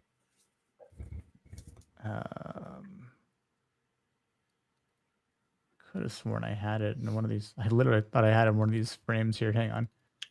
Yeah, just because she was reported kidnapping victim don't mean that you get to get out of jail free card. They'd be like, all right, you were reported this. But again, why all these bodies around you and you the only one left? Oh yeah, it doesn't say when they landed. It just says what time it was in LA in 1984. Yeah, but it's when Reese is asking the cop. Yeah, that's right. March. He says it's like March something. Yeah. So this is November 10th that she's the narrative. Her narration says November 10th. I remember that. So I mean, so maybe they wouldn't even been to trial with her bullshit yet. Yeah, but that's probably why she fled. The T-800s, but its arm and torso still there. It's squished, but like that's technology. I'm sorry. Your story going to be all right. This robotic motherfucker came at me. Yeah. And all that. Now look at this scrap iron I have in this hydraulic press. This explains everything. They can be like, "Oh yeah, that's fine." If they actually bought her story, she ain't never been seen again because they taken her to a black site. Yeah. Or I don't know, man. All these motherfuckers just kept tripping on explosives and getting shot around me, and I'm looking at me. I don't know anything. Yeah, because that was the premise. T2 is like they found the arm was still intact. Wait, what, Waylon? Is that an actual story? No, first of all, T2 doesn't exist. I don't know what you're talking about. Second of all, yeah, again, you found an arm. Cool story. Yeah, bro. that's a real story. Now, I know. Now, what happened was somebody from the future came back and killed me. And I'm sorry, who's believing this? They're going to bring in the same criminal psychologist to come in and go, yeah, in medical terms, she's a loon. That's fair. I like how she speaks Spanish, and the guy's like, "Oh yeah, fill the tank up." Yeah, in English. Should I tell you about your father? Well, you know who he is, so yeah, it's fine. Well, again, she's struggling with the because this movie is smart enough to not explain too much about the time travel shit. It's like, you know what? Here there be dragons. Unlike other shows that think that they're smart enough to handle this shit, I'm just going to go ahead and kick the can down the road and be like, I don't know, is one possible future. I don't know. I'm not a tech guy. Or she's like, you know, should I tell you about your father? Or would that change you? I don't know. Someone could go crazy thinking about this. She, Tucker, and Dale versus Evil this shit. She'd be like, it was a zombie outbreak. Mm-hmm. Some sort of There's a storm a coming. Oh, don't I know that? Yeah, what year does T2 take place in again? Well, 90, 91. That's what I thought. I know. Well, I know what year it came out, but is it the same? Well, year? no, it's got to be longer than that because that ass clown John Connors is like 13. Yeah, it's like 13, 14, right? So it takes place in 1995. Yeah. Okay, But it says inconsistencies also suggest it could be 94. Yeah, because John's like what, 12? 13-ish, something. Yeah. I don't know. He wouldn't have made it to 14 if I was around. He didn't in the newest Abomination. Yeah, I was glad they shot him. He dies. What is time? Exactly. Exactly, Rachel. We have no idea what time is in this. So, I mean, time is irrelevant pertaining to a movie that is circled around time travel itself. Yeah, it basically just contains a paradox, and it's like, man, here we go. This is the story. Yeah. And the story's about the people more than it is the tech and all that. Yep. Well, that is the end of our movie here. So, what we could do is talk about our masculinity rating. Blue, if you wouldn't mind kicking us off on what you think the masculinity rating is for this movie. Well, I'm curious to the whole panel. Like, well, obviously Kyle's the most masculine man in like the 80s. Everything he does with Sarah. Are we talking shit on my trash truck driver? God damn. But curious, like, well, the Terminator, like, you know, can it, because Goodwin loves films like Ghost in the Shell and Akira and all those, even Blade Runner, like the Terminator it doesn't have any because it doesn't have any, Okay. You know, it has no control over its goals. Okay. It's simply a machine. Yeah, because I was wondering, because like, that's a trope, like what AI, like, is there any masculine tropes to an AI? But No. okay. In fact, that's the most feminine shit you can have. Yeah, Kyle's definitely masculine because he's on a mission, but he has an inherent nature to protect Sarah. He's got a mission, and yeah, he's constantly just being a masculine guy, and also, yeah, he impregnates a woman he traveled through time with. He's never even met her, and just like Goodwin kept saying, the amount of gaming kicks on Sarah is like, that's the ultimate masculine trope. And he's not even that big of a guy. He's like kind of scrawny because he's been probably eating rats and scavenging for food for the past 2.5 decades. He's wiry. Yeah, he's not even that good looking, but he says over. Oh, hold up! You're gonna get lynched by the chat. Cindy might just go ahead and slap the taste out of your mouth. Well, I'd say he's not good looking. He's all scarred up. He's scarred up. He looks scrawny. He's not like, you know, you wouldn't say Michael Bean's like a male model. You know, he's just kind of like he's so like decrepit and average because of what he's been through, and that's what makes him more badass because he wins Sarah over not by being fucking Brad Pitt in the 80s. He's a badass in his own right. I don't think he's scrawny. We have two entirely different opinions on scrawny. Well, again, look at him compared to Arnold. Well, I mean, look at any man compared to Arnold. Exactly. What the point, Cindy, but Kyle Reese, though, he should look scrawny because it reflects the fact that he's been in the future apocalypse. And again, they're probably the nutrition. There's no protein powders. They're not being like, you know, they're not taking steroids. They're probably eating rats and pigeons. They're barely getting by. Kyle purposely should look the opposite of the T-800. He's very scrawny because of that world. That it's that was that joke in The Walking Dead. I don't know, because he's carrying a lot of heavy gear. He's constantly moving. He's working out, like just the way he scuttles across the floor, right? That's a lot of, you'd have to be strong for that. So it kind of makes sense to me. Functional strength. Yeah, there's difference between functional strength and also being size, and that's like that was a joke with, remember, Negan. The whole like she tells Negan, "Oh, we're all starving." He looks at the chick like, "Starving? Really? Really? Exactly." That's the point of Kyle's character, is that he should look strong because of where he came from. And like The Last of Us, when you're scavenging for food constantly, there's no fat people in the apocalypse. That was the whole bullshit Last of Us 2. Abby, where you get all this fucking protein powder and steroids and fucking TRT from in the apocalypse. Abby, she's fucking more built than me and Nick combined. Like, that's such a bullshit game. So yeah, I think Kyle's masculine is fucking 10 out of 10, man. Yeah, I mean, he didn't bail on his kid, so. Oh, from a certain point of view. From a certain point of view. Unsubbed, not Man, I warned your ass.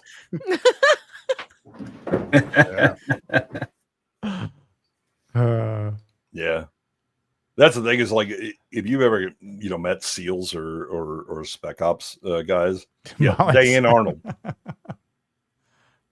You're mentally tough. Yeah, I mean, if people are scavengers shouldn't. Yeah, like I said, Kyle's not. He doesn't have the best nutrition where he comes from. Kind of case of yeah, I mean, I think it's always an interesting thing talking about like food sources in a post-apocalyptic setting, right? I mean, because I think most times people always think about some sort of nuclear fallout, so contamination, right? You can't eat the things that would normally have meat on them, and if you did, well, might be one of your last meals you'll ever have. I have an argument. Remember what's that? We watched Demolition I have an Man. argument. Remember, he's best friends with John Connor, right? John Connor is the commander. John Connor's going to eat good, and John Connor knows he's going to send Kyle into the past, so he's going to make sure Kyle is eating well as also. Yeah, he's prepared. He's protecting those testes. Yeah. Oh, for sure. I mean, I'm sure. Like, I mean, but like, it's not like he could have. I think there's always a chance in any sort of mission that he went out on in the future. Like, there was a chance of him dying, right? So, like, even while he was doing work that maybe John wanted him to do and carry out in the future, Man, John knows he can send him anywhere because he knows damn well that's the guy that impregnates his mom. Oh, I know. It's all good because I'm in a paradox, so it's all good. No, you're you guys are right with that, but the other thing you're missing is one of the biggest lines that he says is I volunteered for this. Yeah, he does say that. That means that he does say that. He does say that, which means that actually, even though more likely he's coerced into it, or he's coerced into that in the way that more likely this guy's kind of grooming him to be like, hey, I need you to go fuck my mom, whatever. Like that's kind of what he's doing, and the way that is set out through the movie, that's kind of what he does.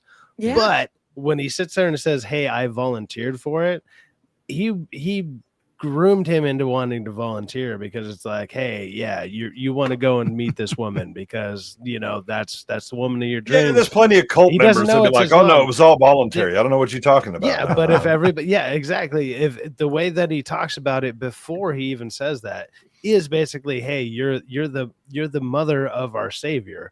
Like, who isn't going to want to volunteer for that mission? Like that would be the obvious like it's an choice, honor. right? Yeah, that I got picked. Yeah, it's like, of course. So to do that, also that's a hell of a line that he's dropping. Again, that's him starting his game. We all know. The man's a pimp. Yeah. Hey, I have volunteered for this. And I definitely was not thrown into this. I'm machine. volunteering for this mission or whatever. And then also realizing, like I said, after he sleeps with her and realizes, like, wait, shit, I'm more likely John's dad. Yeah. Like him realizing that and still going through with the rest of it, knowing that he's going to die. He's like, I've accepted my fate, whatever.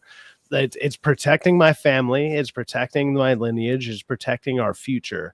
That kind of stuff that's the most masculine thing you can do. Like, I'm going to sit here and protect my future. Like that's Like the only reason I'm going to go with like a 9.5 on my end is just because there's some things I wish he would have done a little bit differently, but overall it's like 9.5 with that, and then you got Arnold in it. Arnold pumps up minimum 0.5, just having Arnold in there. There you go. Maybe that's how you hit your 10. I would say 9.5 for one dude like Reese. Reese is a 9.5. Arnold being in there bumps it up to a 10. You know, what about my trash truck driver? I mean, you better go above 10. He went straight up. He ran away. That's because he knew that was some white people shit. He was like, hell yes, I'm getting that. No, hell no. -0.5. He knew that was some white people shit. If you can't handle some white people shit, he still has his pants. If you can't handle white people shit, that's a -0.5 on your. No, he got his pants. He got his soul. All of that shit. My man had his own family to take care of. He's like, I don't know about the future. I got the present. You can't handle white people shit, -0.5. Mm-hmm. You're going to be sitting there with no pants on, asking somebody if they saw a bright light side back. You add it all up. It's still a fucking point. It's still a 10. It's still a 10. With side bags, I'm like, hey, buddy, you see my pants? Bright light. Hey, man, I could be pantsless and I could still rock a fucking 10.0 masculine. So I don't know what the fuck you're talking about. Meanwhile, Kyle getting laid while you over here with no pants on, asking the cops where are my pants. Okay, so your ratings 9.5 side facts. I would say 9.5 for Reese. Yeah, Gotcha. 9.5. Like he's the most masculine. Obviously, he's the most masculine character in the movie by a country landslide. But I would say to bump the movie up to a 10, you know, having Arnold there, like, yeah, that helps because you got, I don't know, literally Mr. Olympia in there. That helps. But as far as the main character goes and what he goes through, that I would say it would have been more masculine if he didn't die in some capacity. Like, but at the same time, that it kind of works. It does work. I don't know if I like that as far as I would consider that masculine to die at the end of it. Sometimes it does. Sometimes it works. I guess in this movie it does. I just don't. I'm not feeling it. Like rewatching it, it made me realize, like, I don't really like it. No as greater far as love that have goes. a man. Whatever. I'm going with 9.5. It's still fucking up there. It's very far up there. So there you go. True. Good one. What about you, sir? Yeah, I think I mean, so you have several examples of masculinity. And first of all, Chad truck, trash truck driver. My man recognizes when this is some white people shit, and he ain't having none of that. That's a based man right there. He ain't getting involved with the shit. I trust me. If he shows up with like 87 bodies around him, he ain't getting out of this shit and driving in a Jeep to Mexico. Hell no. They're going to have him in a hole for the rest of his life. I love Ed and Ed. Those guys are, again, they recognize the risk, even though like Sarah's trying to get a hold of the police and she's stuck, talking to voicemail and please press 5 if you're actually being murdered right now. It's, oh, hell no. But when they get a hold of her, he's like, no, it's fine. It's fine. Okay. Yeah, I know it is. The thing is that like the advice that he gives her is exactly the advice you should give anybody in this situation. If it's not a fucking Terminator that's coming after you, right? Stay in a populated area, stay in the open, let people see you, all that, right? He's doing the right things. Unfortunately, it's a Terminator. It don't care about being seen. It just wants to get to her and kill her. Then when you have the attack on the police, well, he's very, trying to calm her down. Let's come up with a rational understanding of what's going on in this world, absent web time travel bullshit or whatever. And they're doing their best. Then when shit hits the fan, they're not like sticking their heads up their ass and going, why is this happening? It's like, nah, get the guns, let's rock. And Black Ed gets shot first. White Ed comes up, his buddy, he's like, Ed, oh hell no. Of course, he also gets it doesn't end well for him either, but he gets some shots into him. Then you have Kyle. Well, hell, Matt, Ginger's boyfriend, right? My man, even though he's suffering from post-nut weakness, he wakes up and sees a guy like punching him, and he's like, hell no. And he gets up and he warns him. He's like, I'll bust you up. And then, tries to do it. Oh, by the way, he actually trucks him a little bit. When he bends over and like hits him in the waist and moves him back a little bit. That doesn't work well for him because he gets thrown against all the walls. And now he will get some demerits from masculinity because my man was wearing socks in bed with just his underwear. What the hell is that all about? Stop that. Come on, Matt. If you would have had them socks off, you might have had a shot. And a damn sure if you would have not nutted with Dead Fish, who likes to listen to her Walkman, I think it would have been an even fight. But yeah, Kyle is the idea of he has the idea of this mythic figure, and of course I'm going to volunteer, right? He never lived in the current reality that we were living in 1984 when this happens. But he's willing to go into an alien environment of which he has no real understanding, but he has this one job, and everything is half-assed for him, right? We're going to drop you from like 3 feet in the air onto the ground because our targeting isn't quite as good as Skynet's with this time displacement thing we have. And they tell him, as soon as you go through, we're destroying this thing. So nobody comes back and nobody else gets to go through.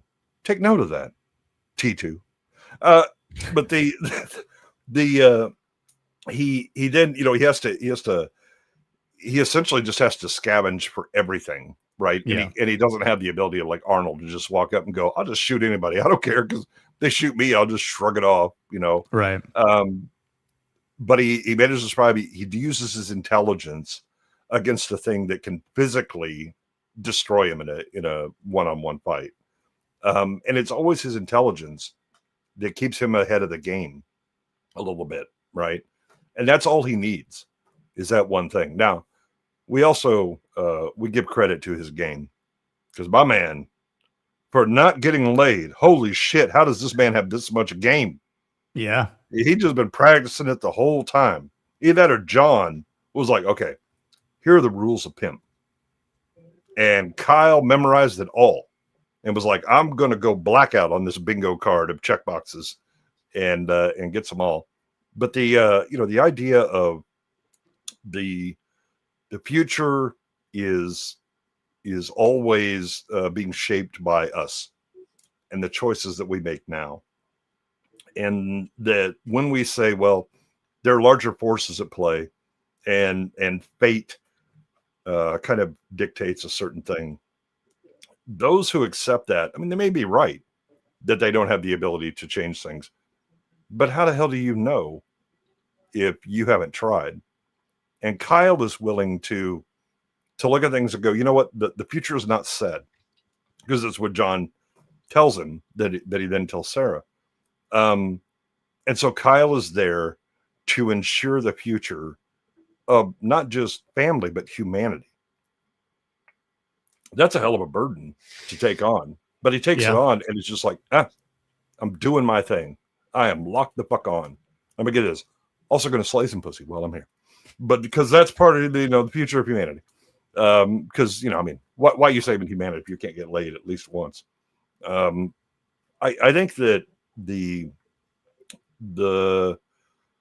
other thing that he does is he makes Sarah more than she was when he met her.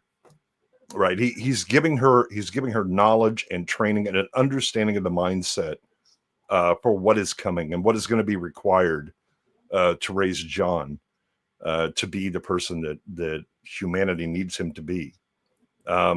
It's pretty clear that Sarah is not alive when Kyle goes back, because he only has the picture and that idea, this mythic figure, but he's not the here, let me do this, right? He teaches her how to make comp B, he's constantly explaining to her the mindset you have to have in order to survive. That's also very masculine. Not the here, you have to be dependent on me It's I'm going to make you strong enough to survive on your own, so that it's not a dependency relationship. It's a relationship of equals, right? That you are here with me by choice. The things that you do are by choice, but you have the capability to do them. And you have potential within you that even you didn't recognize, but I did. Right? That's again be the force multiplier in everyone's life. That you're around. Yeah. That's some masculine shit. And so, yeah, I'd say Kyle Reese is a strong 9. Again, if he hadn't had to go out and get some milk and pipe bombs rather than stay around and raise his kid, he'd have got full 10. But yeah, Kyle Reese he's a boss. Yeah, agreed. Well said. And now from Cindy Connor, what do you rate this? What Goodwin said. But also, like, You have to repeat everything I said if you're going to agree with it. I cannot, sir. Oh. But like, I don't know. I give Reese a 10, like hands down. That "I love you" line, he knew what he was doing. Man is amazing. He knew how to reel in that woman. But yeah, like overall, I do give like the whole movie like definitely a 10. Like it's masculine from start to finish. How does that compare to T2? Oh my gosh, so much more masculine. Like I was kind of shocked because I had a really high bar for T2, but then I watched this one and I'm like, oh damn. I like this one a lot better. Holy shit. So yeah. Yeah. I want to go back and watch T2 just for a comparison's sake, because it has been a while since I've watched Your T2. T2 high? It is too high. And it might get dropped a bit, unfortunately, because of watching T2, but then I'll have to watch something else to raise it back up. But ladies love taking a man's V card. Especially if he's a grown ass man who, like, he's got scars and all that shit. He has all the shit. And now, let's face it, he's pretty as fuck. Yeah, Michael Bihn's a pretty man. Yeah, it's funny for Michael Biehn, right? So he did this, and then he did Tombstone. Yeah. Did Aliens. And then he did Aliens. Wait, did Aliens. Then he did Navy SEALs. Then he did Tombstone. That's right. But man, just even that's a nice. He's also in The for Abyss. Him. Yeah. Watch T2 and Aliens. I mean, Aliens is more masculine than T2, but watch Twilight for peak masculine. Molly trying to get you with like sparkles and shit, and that'd be like glitter. Glitter is like crafting herpes. You get around anybody that's been using glitter, and that shit will show up everywhere. You'll so never be rid of it. Though. Mm-hmm. Yeah, it's so true. Men don't ever get with the girl that has glitter on them. You're fucked. unless your excuse is like, you wear women's clothing and then somehow, or you're a bouncer at a strip club. Right, yeah. That's probably another pass. Some weird cosplay, perhaps, but even then, like, stay away. Don't cosplay anything with glitter. Yeah, I think that's an ongoing thing between like Molly and Peepers just trying to get me to watch. Like, where's the glitter version of Nick? And I'm like, it doesn't exist. It never has, and never will. I've never seen Twilight. And I'm going to try to keep it that way for as long as I live. Now, no, Soul Assassin, that isn't Terminator. That's Terminator 2 that appears in Twilight. Wayfair says, I always walk in a bar naked and demand some random biker gangs to hand over their clothes and shades. Yeah. Last but not least, so Jeff, we do a little masculinity rating if you couldn't tell. No, I had no idea. But yeah. So what would you rate this movie, masculinity wise? Like, gonna scale as the other people, guys have, and gal.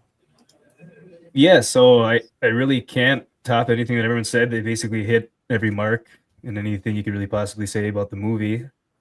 But in terms of masculinity all around, it's definitely 9.5, because it goes into everything that everyone said. Like I said, I can't even add anything to the conversation on that. But with Reese doing really good to protect her, saving the human race potentially in the future. Yeah, it's a solid 9.5 then. Bumped it up. Nice.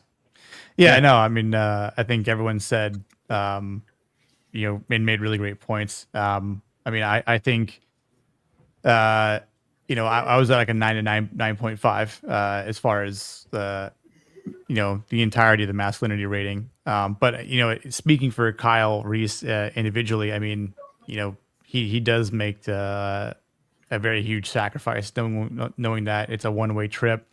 The risks involved, what he's protecting, what he's saving, what he's sacrificing.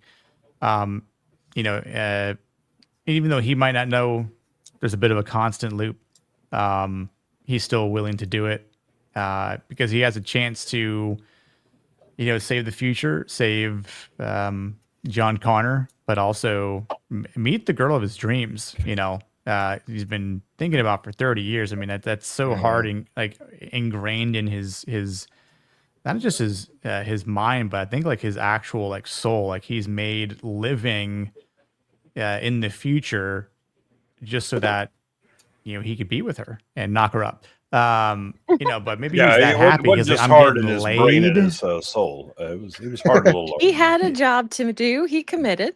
Yeah, it was ingrained. He used both heads this time.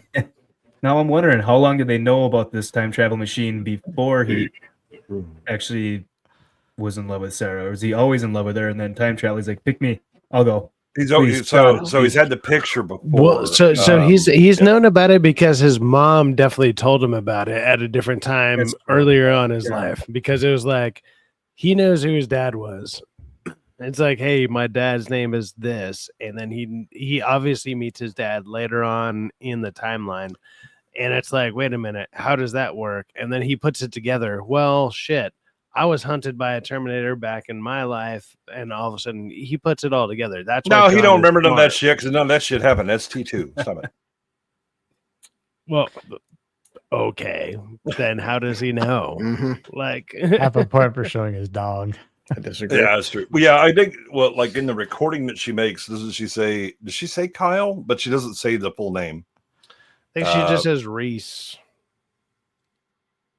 I don't think she says Reese. I think it was either Kyle or something like that. She goes, but I'm not sure what I should tell you about your dad, your father. What would you choose him if you knew things like that? But the thing is, the system is, I mean, it's guaranteed.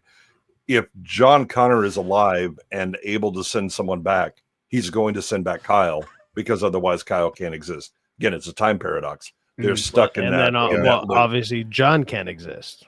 Right. So again, they're stuck in the paradox, right? That he will always choose Kyle. Yeah, and I thought she said Kyle, but she doesn't go further. So you'd imagine him going, "All right, troops, can I see a show of hands? Anybody named Kyle? I'm just asking." Yeah. Well, that's why it sounds as nice as it sounds as when he sits there and says, "Hey, I volunteer," kind of deal. It's not really a volunteer. He already knows who he's going to choose. Like. Yeah, but I mean, I think if Kyle would not have volunteered, happening. Right, but if Kyle wouldn't have volunteered, then I don't know. Well, they would have had to one way or another. Yeah, that could have fucked up their whole pattern. They could have done a movie about that. They could have done like, wait, what happens if Kyle doesn't volunteer? Like, well, then John disappears, and then whoops. Mm-hmm. Or we find out she was actually pregnant from the guy that left the voicemail. Damn. Yeah. But he also, well, he dies before the war, I'm sure. Right? Well, he would die during it anyway, as soon as they drop the nukes. Or during it, yeah. That's true. He doesn't fight. I think she makes this shit up. I don't think Kyle's his actual father. She just tried to make it sound like she never had sex before Kyle came around. Well, yeah, especially if she's falling for men that drive Porsches. Mm-hmm. You know that Yeah, dude's you know he married. got a little teeny tiny. Yeah, no way that she looked at Dan the way she looked at Kyle Reese. Well, I don't know. He That's was for driving a sure. Porsche, so it's a woman thing. You know, it can work. Maybe. Is she a gold digger? I don't know. It doesn't seem like it after the fact. Maybe that just Or kind of does she enjoy Kyle digging for that gold in her? she probably enjoyed him shoveling Mhm. shoveling all night. So, but agreed, Dragon Master. Yes. It's a time of key boys. Yep, it is. No, it wouldn't have been a 914. That'd been too cool for him. It'd been like a 924, is because he couldn't even afford a 944.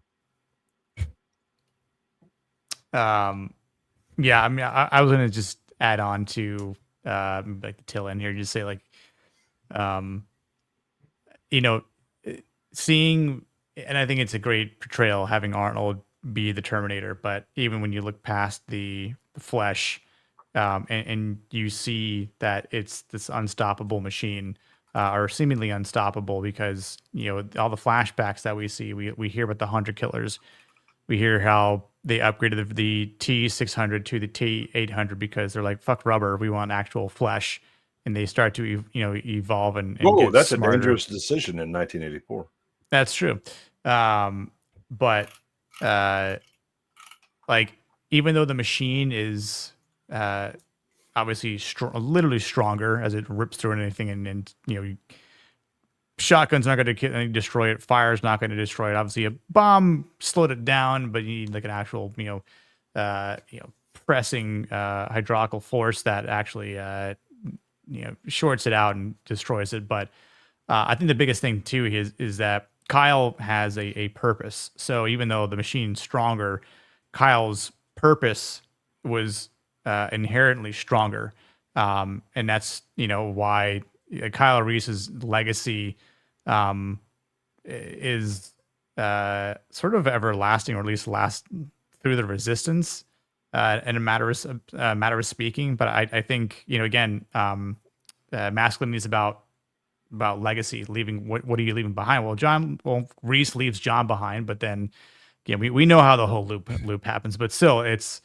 still the act that he doesn't know, but we see it. But yeah, I mean, I think Kyle Reese, his character itself, is very symbolic of courage. Obviously, like his love for Sarah Connor is a very like high form of strength. So that's part of what keeps him going, right?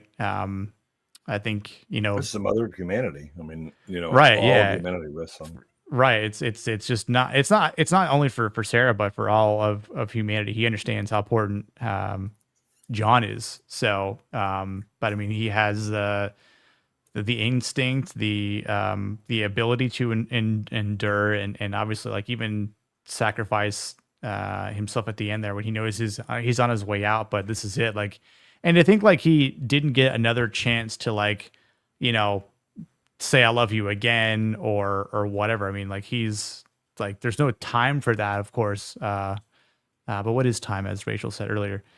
But Also, he knows better than to do that shit. You don't do that shit. Right. Post on night, you got to let that lie for a bit. Yeah. My man always has game running. Yeah.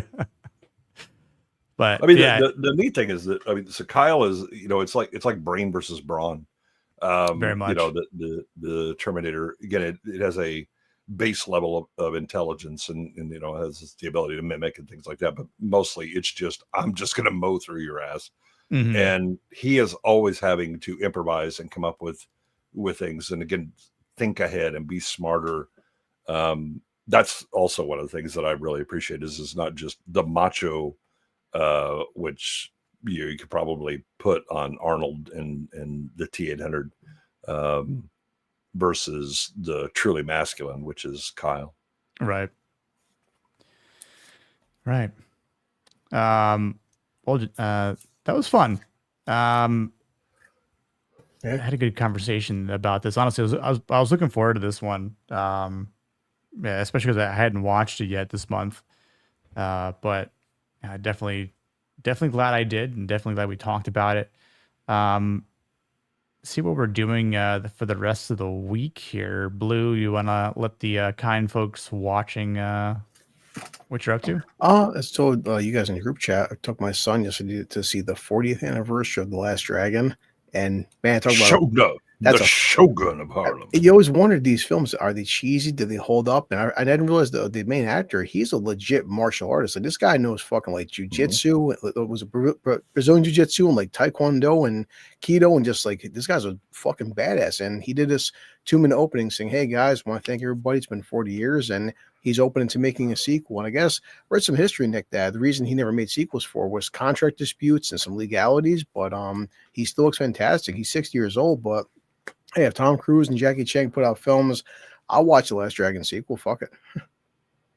Hell yeah. So I'm watching. So I made a video with my kid, and because I always wondered, like, how would an 18-year-old like feel about a film that came out in 1985? He's like, "Dad, I loved it." And yet The Last Dragon, and good one knows, it's so 80s, but it's perfect in what it is. The music, the atmosphere, and the last fight between, Bruce Leroy and Shonuff, it's so like super sane and glowing, and it's fucking perfect. That movie's so great. It knew exactly what it was when they were making it. They're like, we are not being serious at all. That's exactly what my kid said. Good when he's like, "Dad," he's like, "That movie knew what it was." Exactly. And it is. It's and so like, just I love taking my kid to see films because it came out when I was 4. So I never seen it in theaters. This is my first time seeing it in theaters, and fucking great time, man. I miss having a great time in movie theaters. Agreed. They're not quite the same of what they used to be, unfortunately. Yeah. Yeah, I think it's very rare to have a good movie going. I mean, Shonuff is peak cinema villain. And like it said, the audience, we 6:30 showing, and we almost had a sold out theater. The audience knew exactly what to expect. Everybody was shouting out, "Shonuff, the Shogun of Harlem." Who's the master? Who's the master? Fuck, movie's awesome. Who is Bruce Leroy? I think the last movie that I enjoyed in the theater, which just it was a great theater experience, was seeing Jaws for the 50th anniversary. That was incredible to see in the theater again. So I'm so jealous. I wish I had more time. I would have gone again. Because it's by far one of my favorite movies. You understand why in 1975 that movie blows the hell up, and why Blockbuster suddenly got scheduled for summers. It's all Jaws. Yeah, right. You have Jaws, and 2 years later you have Star Wars, and they both come out in the summer. And here we go, and then after that, because summer used to be dead for movies. Yeah. It's when you release kind of crap, and that's what the studio kind of thought this was going to be. Oh, it's just another monster movie, and technically it is. It's just a monster movie done really well. Yeah. Yeah, I've seen that into the panel. If you guys can, like, Regal tonight, it's midnight for me, but like I'm going to see tonight for myself, Event Horizon. I'd never seen it in theaters. Again, I'm dying to see Event Horizon just in theaters for the first time. I did. I wasn't a big fan of the movie. Really? Shut up. No. It's kind of like fantastic In the Mouth of movie, Madness. but all right. Oh man, all three of them. That it's like a trilogy that's not a real trilogy, but they're all pretty dope. Like, but okay, if you don't like, I understand. I do want to see Jay at least in theaters, though. I've never seen that. Prince of Darkness and They Live. Those are much better movies than In the Mouth of Madness. John Carpenter's always his best when he has no money. Yeah. Waylon. Jesus, so much anger. It's just so much whiskey. I'm a happy drunk. Damn. Waylon, that's a kid's movie. You can't be saying that shit out loud. Oh, really? I wanted to watch The Mummy last year, but shit happens. Disneyana Jones. Yeah, God. Yeah. Sorry. I don't get started on Indiana Jones. Cindy, what do you have going on for the rest of the week?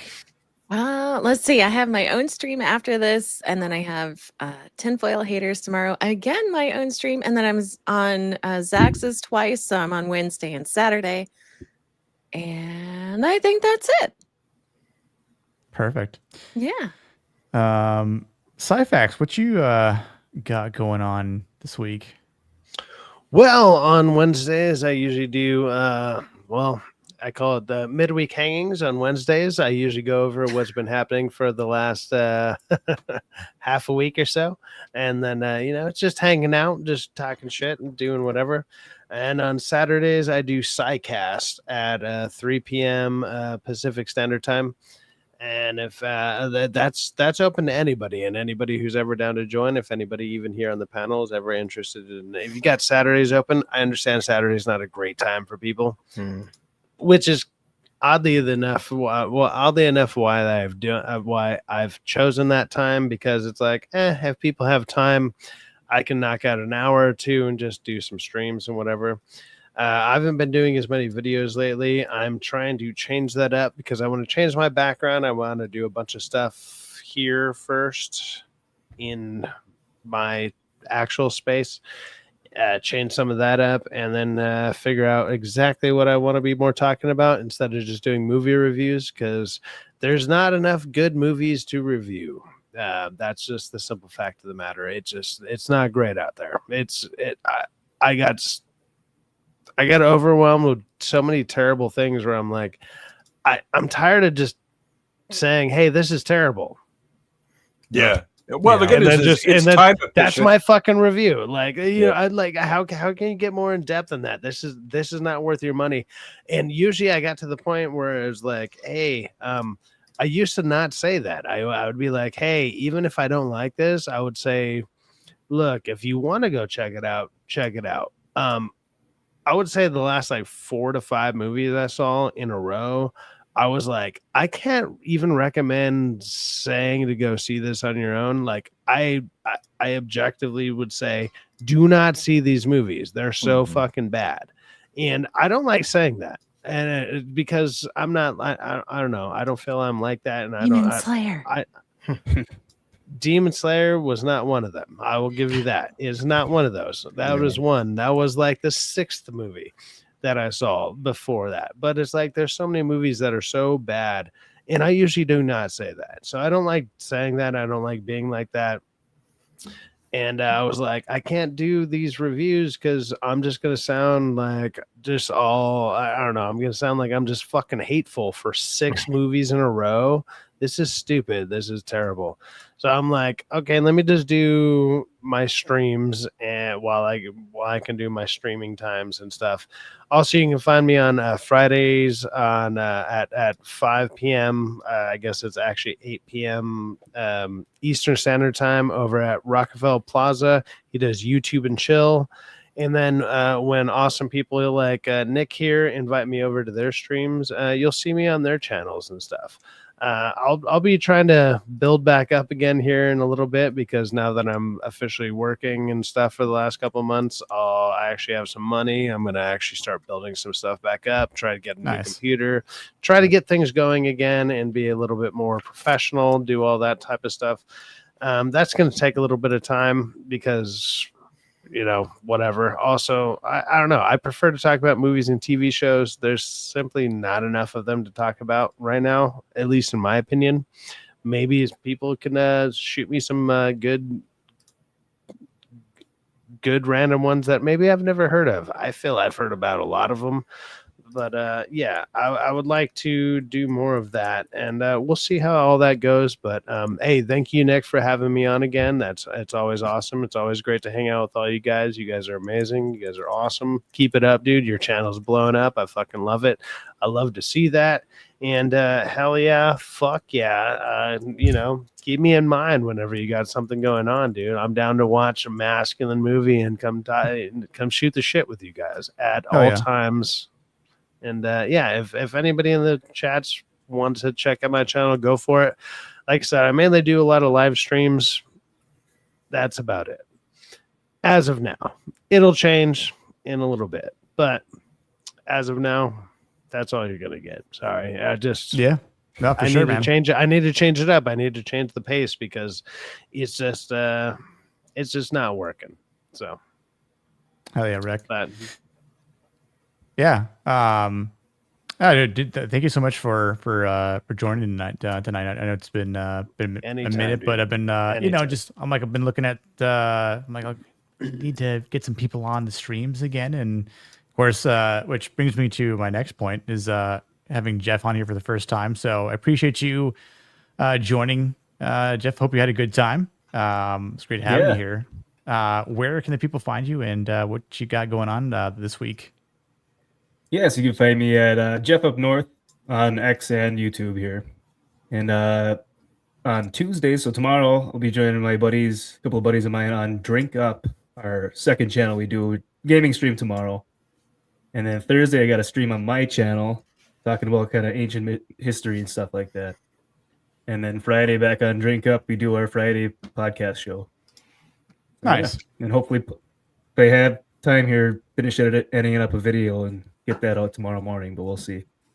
Yeah, look at Molly. So. Well, thank you. Nice. Yeah, look at Molly posting. I was like, I got both your channels on here. So I was like, put them in the description. So, well, it's clear Jeff's been taking notes from Kyle's pimp game. So he started to play that out. Molly's, she's recognizing his game. She's going to go ahead and get in there. Yeah, check out both of Jeff Up North's channels. Check out Cybrax's channel. Follow Blue Collar Loser. Follow Cinevere.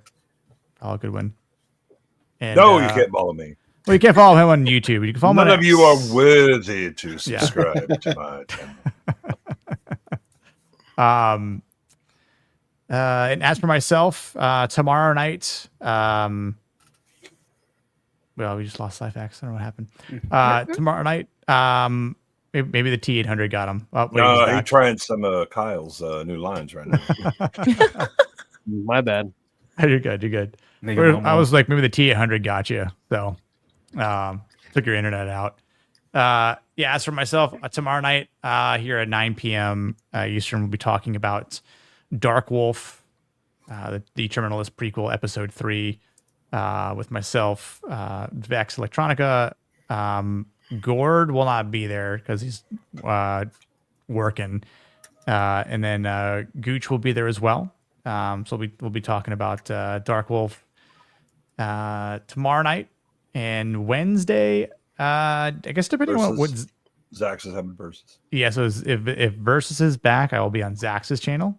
And we had a couple week break from that, so we'll see if the weird takes have subsided or if they're going to come back and strong force again. Matt has only gotten stronger since we've been the lofty crown. Yeah, he's looking at that lofty crown, going, "I'm going to have some of that."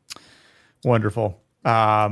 Thursday, no animation block on Gooch's channel because he's going to see Chainsaw Man. And then Tuesday, Wednesday, Thursday night, 12 a.m. midnight Eastern time. You can find me on Gooch's Late Night with the Gooch as well. And then I don't know what movie Niet's covering. Oh, is it Silence of the Lambs this Silence week? of the Lambs. I might be on that one. We'll see. I might be on that. But next Monday night here on Mask of the Mondays, we're talking about Ghostbusters. What do you want? I just watched that 2 nights ago already. We got one. God, that movie is so fucking good. Like I'm looking forward to that a lot. I collect spores, molds, and fungus. Yeah. Like what? Okay, I was like, what am I holding? Yeah. I don't know. It was like 3 wavy lines. Today is just not your day.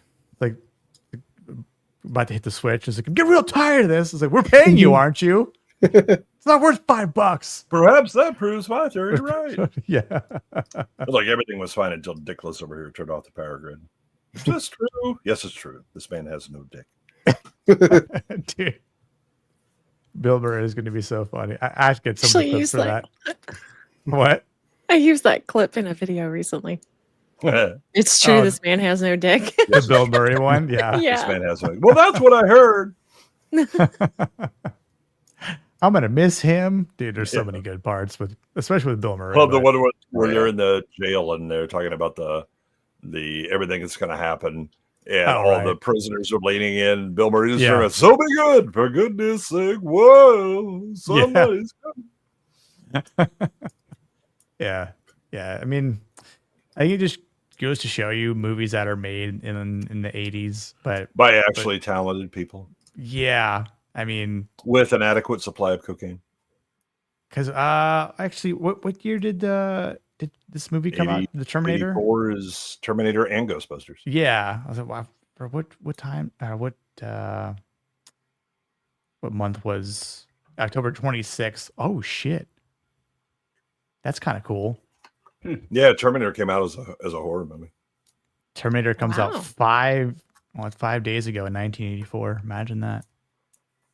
I probably could have timed it better. 5 but I'm days from now. Yeah. He's got Probably time could have travel on his swapped. Look, time is very relative when we're talking about the Terminator. Yeah. What is time? Nadia, can you tell I us mean, that? it's either 5 days in the future or 5 days from when we didn't know we had this future. So, Exactly. Yeah. like, yeah. The future's not set. It's one possible future. Right.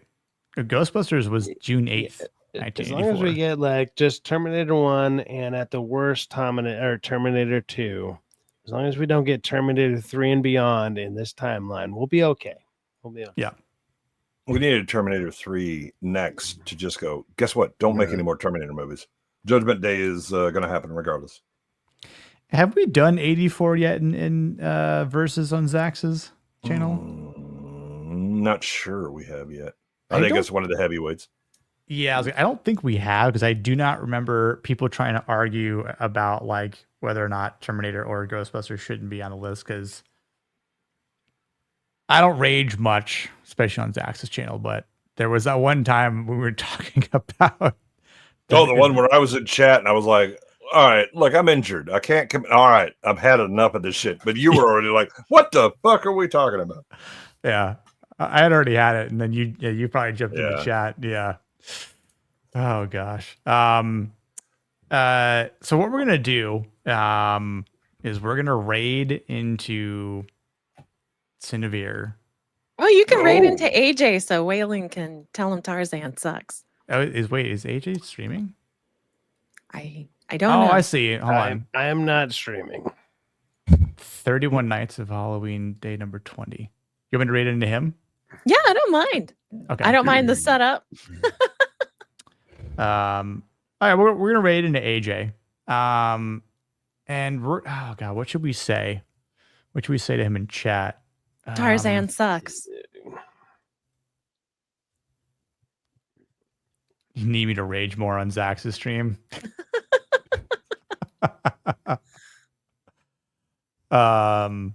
We'll see. I mean, again, there's only like 1 or 2 times that it happened, but night, Rachel. Hope you have a good night. Dream Night, about Kyle Rachel. Reese traveling through time to save you and all that kind of stuff. I'll catch you around. I'm gonna tell him. Hold on. I'm gonna damn it. Pray with me if you want to live. I'm gonna tell him Tarzan will never be erased, or switched or swapped for obvious reasons. Yeah. Why do you guys want to hurt AJ? He's just a precious little guy. Well, little, but part I of don't the know about troll. precious. Yeah. Oh, I will. Oh, you naughty girl. Oh, God, I don't know. Yeah, I don't know. Tarzan should be race swapped. He can't be black ever. Yeah, okay, so how about this? We're gonna throw in chat, Tarzan will never be black, Yeah, there you go. with a banana emoji as well. For bonus points. And a monkey? Oh yeah, God. I mean, I'm all for it. Yeah, okay, so Cindy approves of that. Because AJ needs to grow up and stop watching T2. Oh, okay. Wonderful. Yeah, so that'll do it for this episode of Masculine Mondays. Again, I want to thank my panelists for being here, taking the time to chat with myself and the lovely people watching about the Terminator. It was a great conversation. Really enjoyed it. Again, this is definitely one of my favorite movies to watch. Has been for a while now, and it was great to look at it and talk about it in a different lens through masculinity. If you're watching this in replay, hit the like button, sub. You'll gain more tea and more masculinity. It's a proven fact that the YouTube algorithm has been promoting as well. That is not a lie. Sub to everyone here. And follow Goodwin on X because he doesn't have a YouTube. But sub to everyone here. They make great content, great people, and worth your time. And that being said, let's play some final clips and get the hell out of here. And we'll terminate this stream. I don't know. I just had to say it, but you know what? I didn't even play this one all night.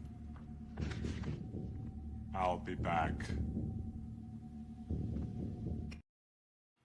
I will be back tomorrow night. Oh yeah, I didn't play this one either. Hang on. You're terminated, fucker.